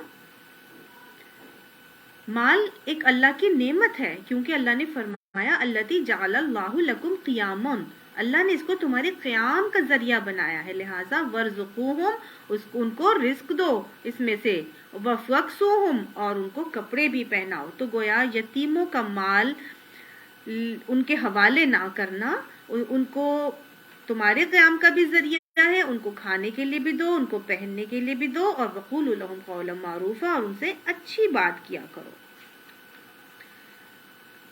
مال ایک فتنہ ہے، اللہ نے کہ نبی نے بتایا ہر امت کے لیے ایک فتنہ ہے، اور میری امت کا فتنہ مال اور دولت ہے۔ لیکن یہی مال اگر ہم اس کو صدقہ جاریہ بنا لیں تو ہمارے لیے اس سے بہترین چیز کوئی نہیں۔ مومن اپنی جانوں اور مالوں سے ہی جنت کے سودے کرتے ہیں، لیکن یتیم کے مال کی حفاظت کرنا بہت خوبصورت عمل ہے، اور اللہ نے کہا اس کو اس وقت تک حوالے نہ کرو جب تک کہ کیا ہو، وابتلوا الیتامی، ابتلا کرتے رہو، آزماتے رہو یتیموں کو۔ کب تک آزمانا ہے؟ حتی اذا بلغوا النکاح، ان کو اس وقت تک آزماؤ جب تک کہ وہ نکاح کے قابل عمر کو نہ پہنچ جائیں۔ تو اب نکاح کے دور تک تو یعنی بلوغت کی عمر تک ان کی نہ آ جائے تب تک ان کو آزماؤ، دیکھو کہ اب وہ سفہا سے نکل گئے ہیں کہ نہیں، اب وہ اس قابل ہو گئے ہیں کہ نہیں، تو کیسے آزماؤ گے تم؟ تو اس حوالے سے پتہ چلتا ہے کہ مفسر القرآن جو ہیں وہ مفسرین بتاتے ہیں کہ کیسے آزماؤ، یعنی ان کو کچھ خرید و فروخت کروا کر دیکھو، ان کے ہاتھ میں کچھ مال تو اور ان کو بازار بھیجو، فلاں چیز خرید کے لا، پھر ان سے حساب کتاب کر کے دیکھو، اگر وہ پیسے کا حساب کتاب دے دیں تو دیٹ مینس کہ وہ سمجھدار ہوتے جا رہے ہیں۔ تو آہستہ آہستہ ہم بھی اپنے بچوں کو دیکھیں ایسے ہی ٹرین کرتے ہیں، پہلے ہم تھوڑی سی چیز منگواتے ہیں، پھر ہم پوچھتے ہیں اچھا کتنے پیسے ہوئے، اس میں سے کتنے مائنس کیے، اسی طرح سے۔ تو یہی طریقہ ہوتا ہے بچے کو آزمانے کا اور اس کو سمجھداری اس تک لے کر آنے کا۔ تو یتیم کے ساتھ بھی ایسے ہی معاملہ کرو، یہ اس وقت تک کرو جب تک کہ وہ نکاح کی عمر کو نہ پہنچ جائیں۔ نکاح کی عمر کو پہنچنا کب کیسے ہوگا، کیسے پتہ چلے گا کہ وہ بالغ ہو گئے اور نکاح کی عمر کو پہنچ گئے ہیں؟ تو بلوغت کے آثار نمایاں ہو جائیں تو پتہ چل جائے گا کہ وہ بالغ ہو گئے۔ اب بلوغت کے آثار لڑکوں میں علیحدہ ہے اور لڑکیوں میں علیحدہ ہے۔ لڑکیوں میں تو نظر آ جاتا ہے، پیریڈز ہوتے ہیں تو پتہ چل جاتا ہے کہ جی لڑکی بالغ ہو گئی ہے۔ ویسے بھی جو ہے وہ لڑکوں کے جو ہے وہ آواز بھاری ہو جاتی ہے اور ان کا جو ہے وہ بال موٹے ہو جاتے ہیں، داڑھی مچھ آنے لگتی ہے، تو یہ سب کیا ہے؟ بلوغت کے آثار ہیں۔ اگر آثار نظر نہیں آ رہے تو پھر کیا ہے؟ تو اس کے حوالے سے ہمیں بتاتے ہیں امام ابو حنیفہ بتاتے ہیں کہ 15 سال کا لڑکا اور 14 سال کی لڑکی یہ بلوغت کی عمر ہے، لیکن اگر آثار نظر نہیں آ رہے تو پھر لڑکا 18 سال کا اور لڑکی 17 سال کی ہو جائے تو دیٹ مینز وہ بالغ ہو گئے ہیں۔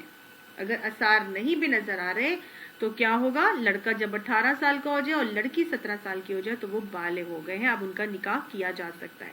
فَإِنْ آنَسْتُم مِّنْهُمْ، پس اگر تم ان میں پاؤ رشدن، بھلائی پاؤ، ہدایت پاؤ، ایسی ہدایت کے سمجھداری پاؤ، اور تمہیں سمجھ میں آ گئی کہ ہاں وہ اب سمجھدار ہو گئے ہیں، یعنی تم نے ان سے خرید و فروخت کا کام کروا کے چھوٹا موٹا لین دین کروا لی تھی، تو تمہیں پتہ چل گیا کہ ہاں رشدن ان کے اندر آ گئی کرو، فدفعوا، پس حوالے دو ان کے چل گیا کہ اب یہ اس قابل ہو گئے تو ان کے مال اب ان کے حوالے کر دو، ولا تم سب، مطلب تم اس کے مال جو ہے وہ نہ کھانا. آپ کو بتایا نا صرف کھانا نہیں ہے بلکہ ہر آپ بھی ساری اس میں شامل ہیں، یعنی کہ تم فلا تأکلوها ہڑپ مت کر جانا، اسرافن اسراف، اور ہر چیز میں اس کا یتیم کا مال لگائے جا رہے ہو، اسراف مت کرنا. وبدارن اور جلدی جلدی، یکبرو یہ کہ وہ بڑے ہو جائیں گے اور مطالبہ کریں گے. صحیح؟ تو گویا تمہیں اتنی حفاظت کرنی ہے کہ جیسے تم اپنی جان کی حفاظت کرتے ہو، تمہیں پورے کے پورے مال نہ اسراف سے ختم کرنے ہیں، نہ جلدی جلدی ہڑپ کرنے ہیں اور یہ اس خیال سے کہ وہ بڑے ہوں گے تو تقاضا کریں گے، بلکہ کیا کرو وَمَنْ كَانَ غَنِيًّا، اور اگر تم میں سے کوئی غنی ہے، مالدار ہے، فَلْيَسْتَعْفِفْ، تو اس کو چاہیے کہ وہ بچا رہے، وہ اس کے مال میں سے استعمال ہی نہ کرے، اس کو چاہیے کہ وہ اپنے آپ کو اس بات سے بچا لے. کیونکہ دیکھیں آپ صلی اللہ علیہ وسلم نے فرمایا تھا کہ مسلمانوں کے گھروں میں سے بہترین گھر وہ گھر ہے جہاں پر یتیموں کے ساتھ حسن سلوک کیا جاتا ہے. تو بچ جاؤ، اگر غنی ہو، مالدار ہو تو ان کے مال کو استعمال کرنے سے ہی بچ جاؤ. ومن کانا فقیرن، اور لیکن تم میں سے جو کوئی فقیر ہے، تنگ دست ہے، تو وہ کیا کرے گا؟ فلیاکل بالمعروف، اس کو چاہیے کہ وہ معروف طریقے سے کھائے، اس کو چاہیے کہ وہ معروف اچھے طریقے سے اپنے یتیم بچے کا مال، یعنی جو اس کے پاس رہ رہا ہے، اس میں سے کچھ اگر وہ استعمال کرنا چاہتا ہے تو وہ معروف طریقے سے کھا سکتا ہے، ضروریات اپنی پوری کر سکتا ہے، بچے کی بھی پوری کر سکتا ہے. فَإِذَا دَفَعْتُمْ، پس جب تم حوالے کر دو، الیہم طرف ان کے، اموالہم ان کے مال، فَأَشْهِدُوا عَلَيْهِمْ، تو پھر کیا کرنا؟ ان کے اوپر گواہ بنا لینا. گواہ کیوں بنائیں جی؟ جب مال یتیموں کے حوالے کرنے لگے تو گواہ کیوں بنائیں؟ تو کیوں بنایا نا؟ گواہ کیوں کرنا ہے ہم نے؟ لین دین کا معاملہ کر رہے تھے ہم، ٹھیک ہے نا، ہم نے آیت دین میں پڑھا تھا نا. تو آیت دین میں کیا پڑھا تھا کہ ہم جب بھی کسی کا قرض لینے کا معاملہ کریں گے تو ہم کیا کریں گے؟ گواہ بنا لیں گے. تو یہ اب اس کا قرض ہے جو آپ کے پاس تھا اور آپ اس کو واپس کر رہے ہیں، تو اس لیے آپ کیا کریں گے؟ فَأَشْهِدُوا عَلَيْهِمْ، ان کے اوپر گواہ بنا لو. وَكَفَى بِاللَّهِ حَسِيبًا، اور کافی ہے اللہ حساب لگانے کے لیے. اللہ سبحانہ تعالیٰ قیامت میں سارے کے سارے اعمال حاضر کرے گا. وَوَجَدُوا مَا عَمِلُوا حَاضِرًا، ہر چیز اللہ تعالیٰ حاضر کر دے گا، لہٰذا گواہ بنا لینا. یہ نہ ہو کہ تمہارے جو ہے معاملات قیامت کے دن خراب ہونے والے ہو جائیں. اور کیا کرو؟ وَلِلرِّجَالِ نَصِيبٌ مِّمَّا تَرَكَ الْوَالِدَانِ، مردوں کے لیے اس میں سے حصہ ہے جو اس کے والدین چھوڑ جائیں، وَالْأَقْرَبُونَ، اور اس کے قرابتداروں نے چھوڑا ہو. جناب یہاں پر سے اب آ رہا ہے وراثت کی تقسیم کا معاملہ. یہ یاد کر لیجئے، یہ کون سا دور ہے؟ احد کے بعد کا. گھر گھر میں بیوہ یتیم ہو گئے.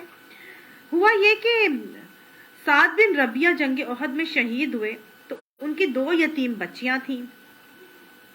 ان کے چچا آئے اور اس چچا نے آ کر سعد بن ربیعہ کا سارا مال ہڑپ کر لیا. تو سعد بن ربیعہ کی جو بیوہ تھی وہ آئیں آپ صلی اللہ علیہ وسلم کے پاس اور آ کے انہوں نے رسول سے بات کی، رسول سے اس حوالے سے بات کی. تو آپ صلی اللہ علیہ وسلم نے پھر کے اوپر یہ آیات نازل ہوئی اور آپ صلی اللہ علیہ وسلم نے ان آیات کے حوالے سے ان کو ان کا مال جو ہے وہ دلوایا. اوس بن ثابت وہ بھی شہید ہو گئے تھے اور ان کا ایک چھوٹا سا بیٹا تھا اور ان کی 2 بیٹیاں تھیں اور بیوہ بھی تھی. یعنی پہلے والوں کی تو 2 یتیم بچیاں ہی تھیں، لیکن ان کے ایک بیٹا بھی تھا، بیوہ بھی تھی اور 2 بیٹیاں بھی تھیں. تو ان کے چچا زاد بھائی آ گئے اور انہوں نے آ کے کہا کہ آپ ایسا کریں، میری دونوں بیٹیوں سے نا یہ میرے دونوں بیٹوں کی شادیاں کر دیں. اور اس حوالے سے وہ سارا کا سارا مال ہڑپ کرنا چاہتے تھے، تو وہ مانے نہیں. اور آپ صلی اللہ علیہ وسلم کے پاس اوس بن ثابت کی بیوہ گئیں اور جا کے انہوں نے بات کی. تو اللہ کے نبی نے انہی آیات کے حوالے سے پھر ان کا ساتھ بھی معاملہ جو ہے وہ کر کے دکھایا. اچھا، عرب کے معاشرے میں اس زمانے میں آپ کو بتایا نا کہ وہ کیا کرتے تھے، ان کے اندر وراثت کا کوئی کانسیپٹ ہی نہیں تھا. وہ وراثت کے حوالے سے تقسیم کے معاملات میں کرتے یہ تھے کہ یا تو وہ سارے کا سارا مال اپنے منہ بولے بھائی کو دے دیتے تھے، یا وہ یہ کرتے تھے کہ اپنے سارے کا سارا مال اپنے منہ بولے بیٹے کو دے دیتے تھے. اور اگر منہ بولے بھائی کو نہیں دیتے تھے، منہ بولے بیٹے کو نہیں دیتے تھے، تو کیا کرتے تھے؟ وہ یہ کرتے تھے کہ جو اپنے بیٹوں میں سے اگر کسی کو دینا ہوتا تھا نا تو اس کو دیتے تھے جو سب سے زیادہ جنگجو اور طاقتور بیٹا ہوتا تھا. بس ایک ہی کو سارا کا سارا مال دے کے چلے جاتے تھے. تو وراثت کا تو کانسیپٹ بس ایسا ہی تھا ان کے معاشرے کے اندر. اللہ تعالیٰ نے اس وراثت کے کانسیپٹ کو ڈالنے سے پہلے وصیت کا کانسیپٹ ان کے دماغوں میں ڈالا. اور ہم نے دیکھا سورہ بقرہ جب ہم نے پڑھی تھی تو اللہ تعالیٰ نے آیت نازل کی تھی ان کے لیے کہ تم کیا کرو، تم میں سے جو شخص مر رہا ہو اور مال چھوڑ کے جا رہا ہو تو اس کو چاہیے کہ اس مال پر اپنے رشتہ داروں کے لیے وصیت کر جائے، اور سارے کے سارے مال پر وصیت جو ہے وہ کر دینے کا ان کو ایک دماغ میں ان کے ڈال دی گئی بات. لیکن پھر جب یہ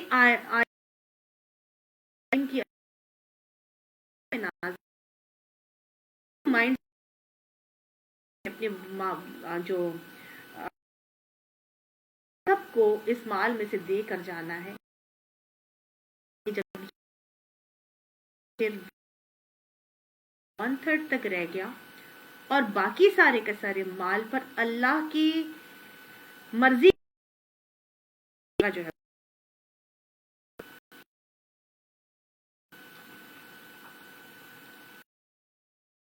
جس کو علم الفرائض بھی کہا جاتا ہے. وراثت کی تقسیم کا جو آپ سب علم الفرائض کو خود بھی سیکھو اور دوسروں کو بھی سکھاؤ، کیونکہ میں وفات پانے والا ہوں. اچھا جی، اب یہ علم الفرائض جو ہے آپ سے ہم نے اس کے حوالے سے یہ بھی بتایا کہ علم 3 ہے: آیات محکمات کا علم، سنت قائمہ کا علم یعنی قرآن کا علم، حدیث کا علم، اور علم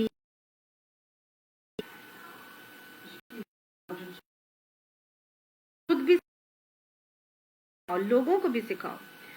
اچھا جی، میراث کس کو کہتے ہیں؟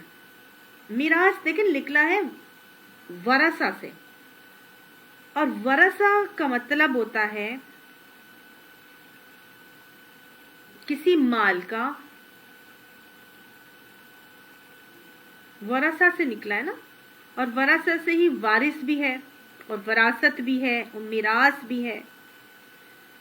تو بیسیکلی وراثت اور ورثہ کہتے ہیں کسی مال یا چیز کا بغیر کسی عہد یا معاہدے کے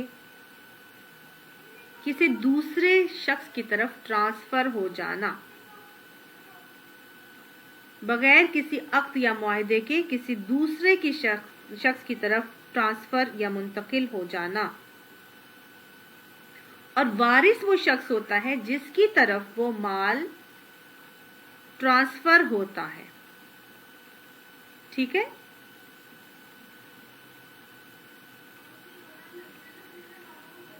اس کو اصطلاح میں مال متروکہ بھی کہا جاتا ہے، چھوڑا ہوا مال.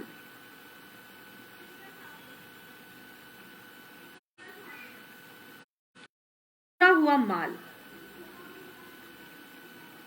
اور اس مال کے جب حصے کر دیے جاتے ہیں تو ان کو ترکہ کہا جاتا ہے.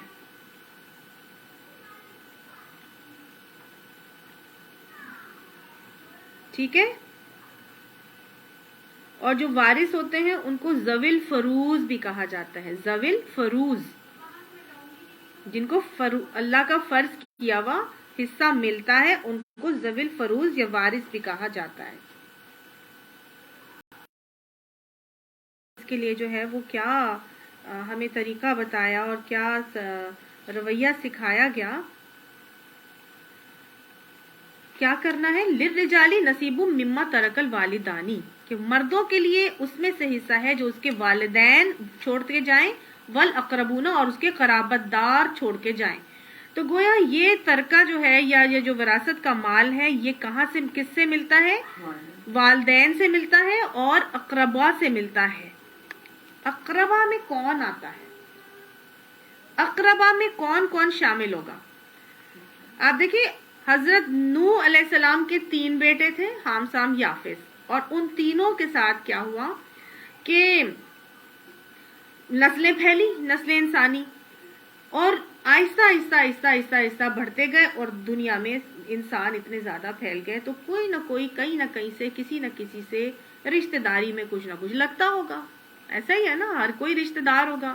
تو پھر اقربا میں کیا سارے لوگ شامل ہو جائیں گے؟ نہیں، اقربا میں بلا واسطہ کے جو رشتہ دار ہوتے ہیں نا، جس میں کوئی واسطہ بیچ میں نہیں آ رہا ہوتا، وہ شامل ہوتے ہیں. یہ اقربا میں اس وقت. ہاں جی، تو 1/3 والا بات ہوگی کہ نہیں، اقربا میں بلا واسطہ، اس میں کوئی واسطہ نہیں آ رہا. جیسے والدین کے اور اولاد کے درمیان کوئی واسطہ ہے؟ کوئی واسطہ نہیں ہے. والدین اور اولاد کے درمیان تو بیچ میں کوئی سیکنڈ پرسن تو نہیں آ رہا نا. اسی طرح بہن بھائی کے درمیان کوئی واسطہ نہیں آ رہا، بلا واسطہ ہے، کوئی واسطہ نہیں آ رہا. سمجھ آ گئی؟ تو یہ اور جیسے نانا پر نانی پر دادا پر دادی، یہ کیا ہے پھر؟ ڈائریکٹ رشتہ یہ ڈائریکٹ نہیں ہے، یہ بل واسطہ ہے. پر نانا کے ساتھ درمیان میں کیا آ رہا ہے؟ نانا آ رہا ہے نا، آ رہا ہے نا. اور نانا سے نیچے کیا آ رہا ہے؟ ماں آ رہی ہے نا. سمجھ آ گئی؟ تو ماں بلا واسطہ ہے اور نانا اور پر نانا کیا ہو گئے؟ بل واسطہ. تو اس اقربا میں کون شامل ہوں گے؟ جو بلا واسطہ ڈائریکٹ رشتہ دار ہوں گے، جس میں صرف اور صرف ماں باپ، بہن بھائی نہیں، ماں باپ، بہن بھائی، اولاد اور ازواج، یہ آتے ہیں. سمجھ آ گئی؟ تو یہ ہے رشتہ داری جو کہ بتایا جا رہا ہے کہ مردوں کے لیے اس میں سے حصہ ہے جو اس کے والدین یا اقربا چھوڑ کے جائیں گے، اور عورتوں کے لیے بھی اس میں سے حصہ ہے جو اس کے والدین اور اقربا چھوڑ کے جائیں گے. مما قل منہ او کثرا، چاہے وہ تھوڑا ہو یا زیادہ. نصیبا مفروضہ، یہ وہ حصے ہیں جو اللہ تعالیٰ نے کیا کر دیے ہیں؟ فرض کر دیے ہیں. گویا یہ اللہ کی طرف سے فرض کیے گئے ہیں اور ان کو بدلنے کا اختیار کسی کے پاس بھی نہیں ہے. سب سے زیادہ جلدیاں کسی بھی بات. جی، اس کو بدلنے کا اختیار کسی کے پاس بھی نہیں ہے. چھوٹا ہو یا بڑا، کم ہو یا زیادہ، تھوڑی چیز ہو یا بڑی چیز، سب کو ملایا جائے گا، اس کے حصے بنائے جائیں گے اور ان کو ڈیوائیڈ کیا جائے گا. جب وہ ڈیوائیڈ ہو جائے گا، لینا بھی ہے کیونکہ یہ اللہ نے دیے ہیں. آپ ان کو جب لے لیا اور ایک انسان چاہتا ہے کہ مجھے نہیں چاہیے، چلو میرا یہ حصہ کوئی اور لے لے، تو کیا کرو؟ اپنی مرضی سے ہبا کر دو دوسرے کو، لیکن جب یہ ملے گا تو تم نے لینا ہے اور اس کے بعد ہبا کرنا ہے. سمجھ آ گئی؟ کیونکہ یہ اللہ نے مقرر کیا ہے، نہ ان کو بدلا جا سکتا ہے، نہ ان کو چھوڑا جا سکتا ہے. ہاں، اس کو لینے کے بعد ہبا ضرور کیا جا سکتا ہے، جب وہ لے لیتے ہیں نا پھر کوئی نہیں ہبا کرتا. ہاں جی، بالکل. تو یہاں پہ اب بتایا جا رہا ہے کہ یہ اللہ کے حصے ہیں اور ان کے اندر گڑبڑ بھی نہیں کرنی چاہیے. آپ صلی اللہ علیہ وسلم نے گڑبڑ کرنے والوں کے حوالے سے بتایا کہ میں تم کو 2 کمزور لوگوں کے مال سے بچنے کی تاکید کرتا ہوں، بیوہ اور یتیم. اور آپ نے فرمایا کہ 4 لوگ ایسے ہیں جن کے لیے اللہ نے ذمہ لے لیا ہے کہ ان کو جنت میں داخل نہیں ہونے دے گا: سود خور، شراب کا عادی، والدین کا نافرمان اور یتیم کا مال کھانے والا. آپ صلی اللہ علیہ وآلہ وسلم نے فرمایا تھا کہ 7 موبقات یعنی ہلاک ہو جانے والے گناہوں سے بچو: شرک، جادو، ناحق قتل کرنا، سود کھانا، یتیم کا مال کھانا اور جنگ میں پیٹ پھیرنا، پاک دامن بھولی بھالی عورتوں پر تہمت لگانا.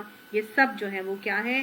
یہ 7 موبقات، بڑے بڑے گناہ ہیں جو ہلاک کر دینے والے ہیں. آپ صلی اللہ علیہ وآلہ وسلم نے معراج میں جب گئے تو دیکھا کہ کچھ لوگ تھے. آپ نے فرمایا میں نے دیکھا کچھ لوگوں کے منہ اونٹوں جتنے بڑے تھے اور فرشتے ان کو کھولتے اور اس میں آگ بھرتے تھے اور انگارے ڈالتے تھے. پوچھنے پر آپ صلی اللہ علیہ وسلم کو بتایا گیا کہ یہ وہ لوگ ہیں جو وراثت کے مال میں گڑبڑ کر دیتے تھے. सबसे ज्यादा वरासत के माल में गड़बड़ कर देते थे। अब ये वरासत का माल तकसीम करना है और इस तकसीम के हवाले से जो है वो हुक्म दिया जा रहा है कि क्या करो। ये एक हुक्म है, सिर्फ ये पढ़ लेते हैं और फिर अगली क्लास में उसको आगे पढ़ेंगे। व इज़ा हज़रल क़िस्मता उलुल क़ुरबा, और जब हाजिर हों तकसीम के मौके पर तुम्हारे अजीज़ व अक़ारिब, तो फिर क्या करो। और वल यतामा, यतीम भी हाजिर हो जाएं, वल मसाकीन, मस्कीन भी हाजिर हो जाएं, तो फिर क्या करना। कोई मौत, किसी की मौत का वक्त आ गया है और कोई मर गया है और उसकी मौत के मौके पर उसके कराबतदार भी आ गए हैं, यतीम भी आ गए और मस्कीन भी आ गए, और कराबतदार जो हैं वो कुछ ऐसे हैं जो कि बड़े गरीब भी थे और कुछ ऐसे हैं वो बड़े अमीर भी थे, तो फिर क्या करो। फर्ज़ुक़ूहुम, उनको रिस्क दो, उसी मिन्हु, उसी में से, वक़ूलू लहुम क़ौलन मारूफ़, और उनके साथ अच्छी बात करो। इस आयत में सिखाया गया है कि जब भी कोई शख्स फौत होगा तो उसकी फौतगी के टाइम पर जो भी रिश्तेदार, यतीम, मस्कीन, जो भी अकरबा आते हैं, उन सब का जो मामलात होंगे, उनको उनका रहन सहन, उनको खिलाना पिलाना, उनके आसाइश और मामलात का ख्याल रखना, बिजली के बिल है, पानी का है, जो भी चीज़ें इस्तेमाल हो रही हैं, गैस है, चीज़ें उनके लिए लाई गई हैं, तो वो किस माल से किया जाएगा। मैयत के माल से, जो मर गया है उसके माल से वो मामलात किए जाएंगे। वलयख्शल्लज़ीन अल्लाह, और उनसे अच्छी बात करो। हाँ, कुछ लोग ऐसे होते हैं कि जिनके साथ काम तो उनको दे दिया जाता है, उनके साथ मामलात कर लिए जाते हैं, लेकिन फिर भी वो ज्यादा की डिमांड कर रहे होते हैं और ज्यादा चाह रहे होते हैं। तो अल्लाह ने उसके हवाले से भी हमें क्या तरीका सिखा दिया। अब तुम वो ज्यादा थोड़े देने पर वो राजी नहीं हो रहे, तो फिर तुम क्या और मुतालबा कर रहे हैं, तो तुम क्या करो, उनका ये मुतालबा गैर मुनसिफाना है, लिहाजा उनकी दिल शिकनी ना करना, उनसे आराम से तरीके से नरमी के साथ बात करोगे। और क्या करोगे। वलयख्शल्लज़ीन लौ तरकू मिन खल्फिहिम ज़ुर्रियतन ज़िअफ़न, और चाहिए कि वो डरे वो शख्स कि अगर वो अपने पीछे कोई ऐसी औलाद बेबस छोड़ के मरता तो फिर उनको अपने बच्चों के हक में कैसे कुछ अंदेशे लाहक होते ना। खाफू अलैहिम, तो वो फलियत्तकुल्लाह, बस चाहिए कि वो डरें अल्लाह से। वलयक़ूलू क़ौलन सदीदा, और चाहिए कि वो उनसे अच्छी तरह से बात करें, रास्ते की बात करें। तो गोया अगर वो ऐसे आ गए हैं तुम्हारे पास, तो उनके भी मामलात को पूरा करके कुछ उनको भी दे दिला दो। ऐसा ना करो कि उनको तुम कुछ नहीं दे रहे। अगर तुम ऐसे मर जाते और तुम्हारे पास कुछ ना होता और कोई तुम्हारे बच्चों के साथ ऐसा करता, फिर तुम्हें क्या लगता। तो गोया अल्लाह ताला ने इंसान को ये बात सिखाई कि अकरब को तो दे रहे हो, वो तो अल्लाह ने मुकर्रर कर दिया, लेकिन जो अबाद लोग हैं, जो तुम्हारे दूर के लोग हैं, उनको भी तुम इससे महरूम नहीं करो और उसमें से उनको कुछ ना कुछ दे दिया करो। इन्नल्लज़ीना याकुलूना अम्वालल यतामा ज़ुल्मन, बेशक वो लोग जो यतीमों के माल जुल्म से खाते हैं, इन्नमा याकुलूना फी बुतूनिहिम नारा, बेशक वो अपने पेट आग से भरते हैं। व यस्लौना आग हुई जअलना मिनहुम, यहाँ साफ साफ बता माल जो है वो जहन्नुम की आग के मुतरादिफ है। और आप सल्लल्लाहु अलैहि वसल्लम ने फरमाया कि एक कौम क़यामत के रोज इस तरह उठाई जाएगी कि उनके मुंह आग से भड़क रहे होंगे। पूछा वो कौन होंगे, तो आपने फरमाया क्या तुमने कुरान में नहीं पढ़ा कि इन्नल्लज़ीना याकुलूना अम्वालल यतामा ज़ुल्मन, कि वो लोग जो यतीमों के माल जुल्म से खाते हैं। तो याकुलून में आपको मैंने बताया था कि सिर्फ और सिर्फ खाना नहीं बल्कि इस्तेमाल करना और बरतना भी आता है। अल्लाह ताला हमें इन मामलात को सही तरीके से समझने की और आगे पहुंचाने की और उस पर अमल करने की तौफीक अता फरमा दे। हाँ जी बिल्कुल, हाँ मुश्किल काम है, लेकिन इसके हवाले से बहुत ज़्यादा मोहतात रवैया अख्तियार करने की ज़रूरत है। आप सल्लल्लाहु अलैहि वसल्लम ने फरमाया था कि अल्लाह ने हर साहिब हक का हक मुकर्रर कर दिया है, लिहाजा वारिस के हक में वसीयत जायज़ नहीं है। ये तिरमिज़ी की हदीस है, इंशाअल्लाह इसको कल पढ़ेंगे। जज़ाकल्लाह खैर। अस्सलामु अलैकुम व रहमतुल्लाहि व बरकातुहू व मा अलैना इल्लल बलाग। आमीन सुम्मा आमीन। सुब्हान रब्बिका रब्बिल इज़्ज़ति अम्मा यसिफून व सलामुन अलल मुरसलीन वल्हम्दुलिल्लाहि रब्बिल आलमीन।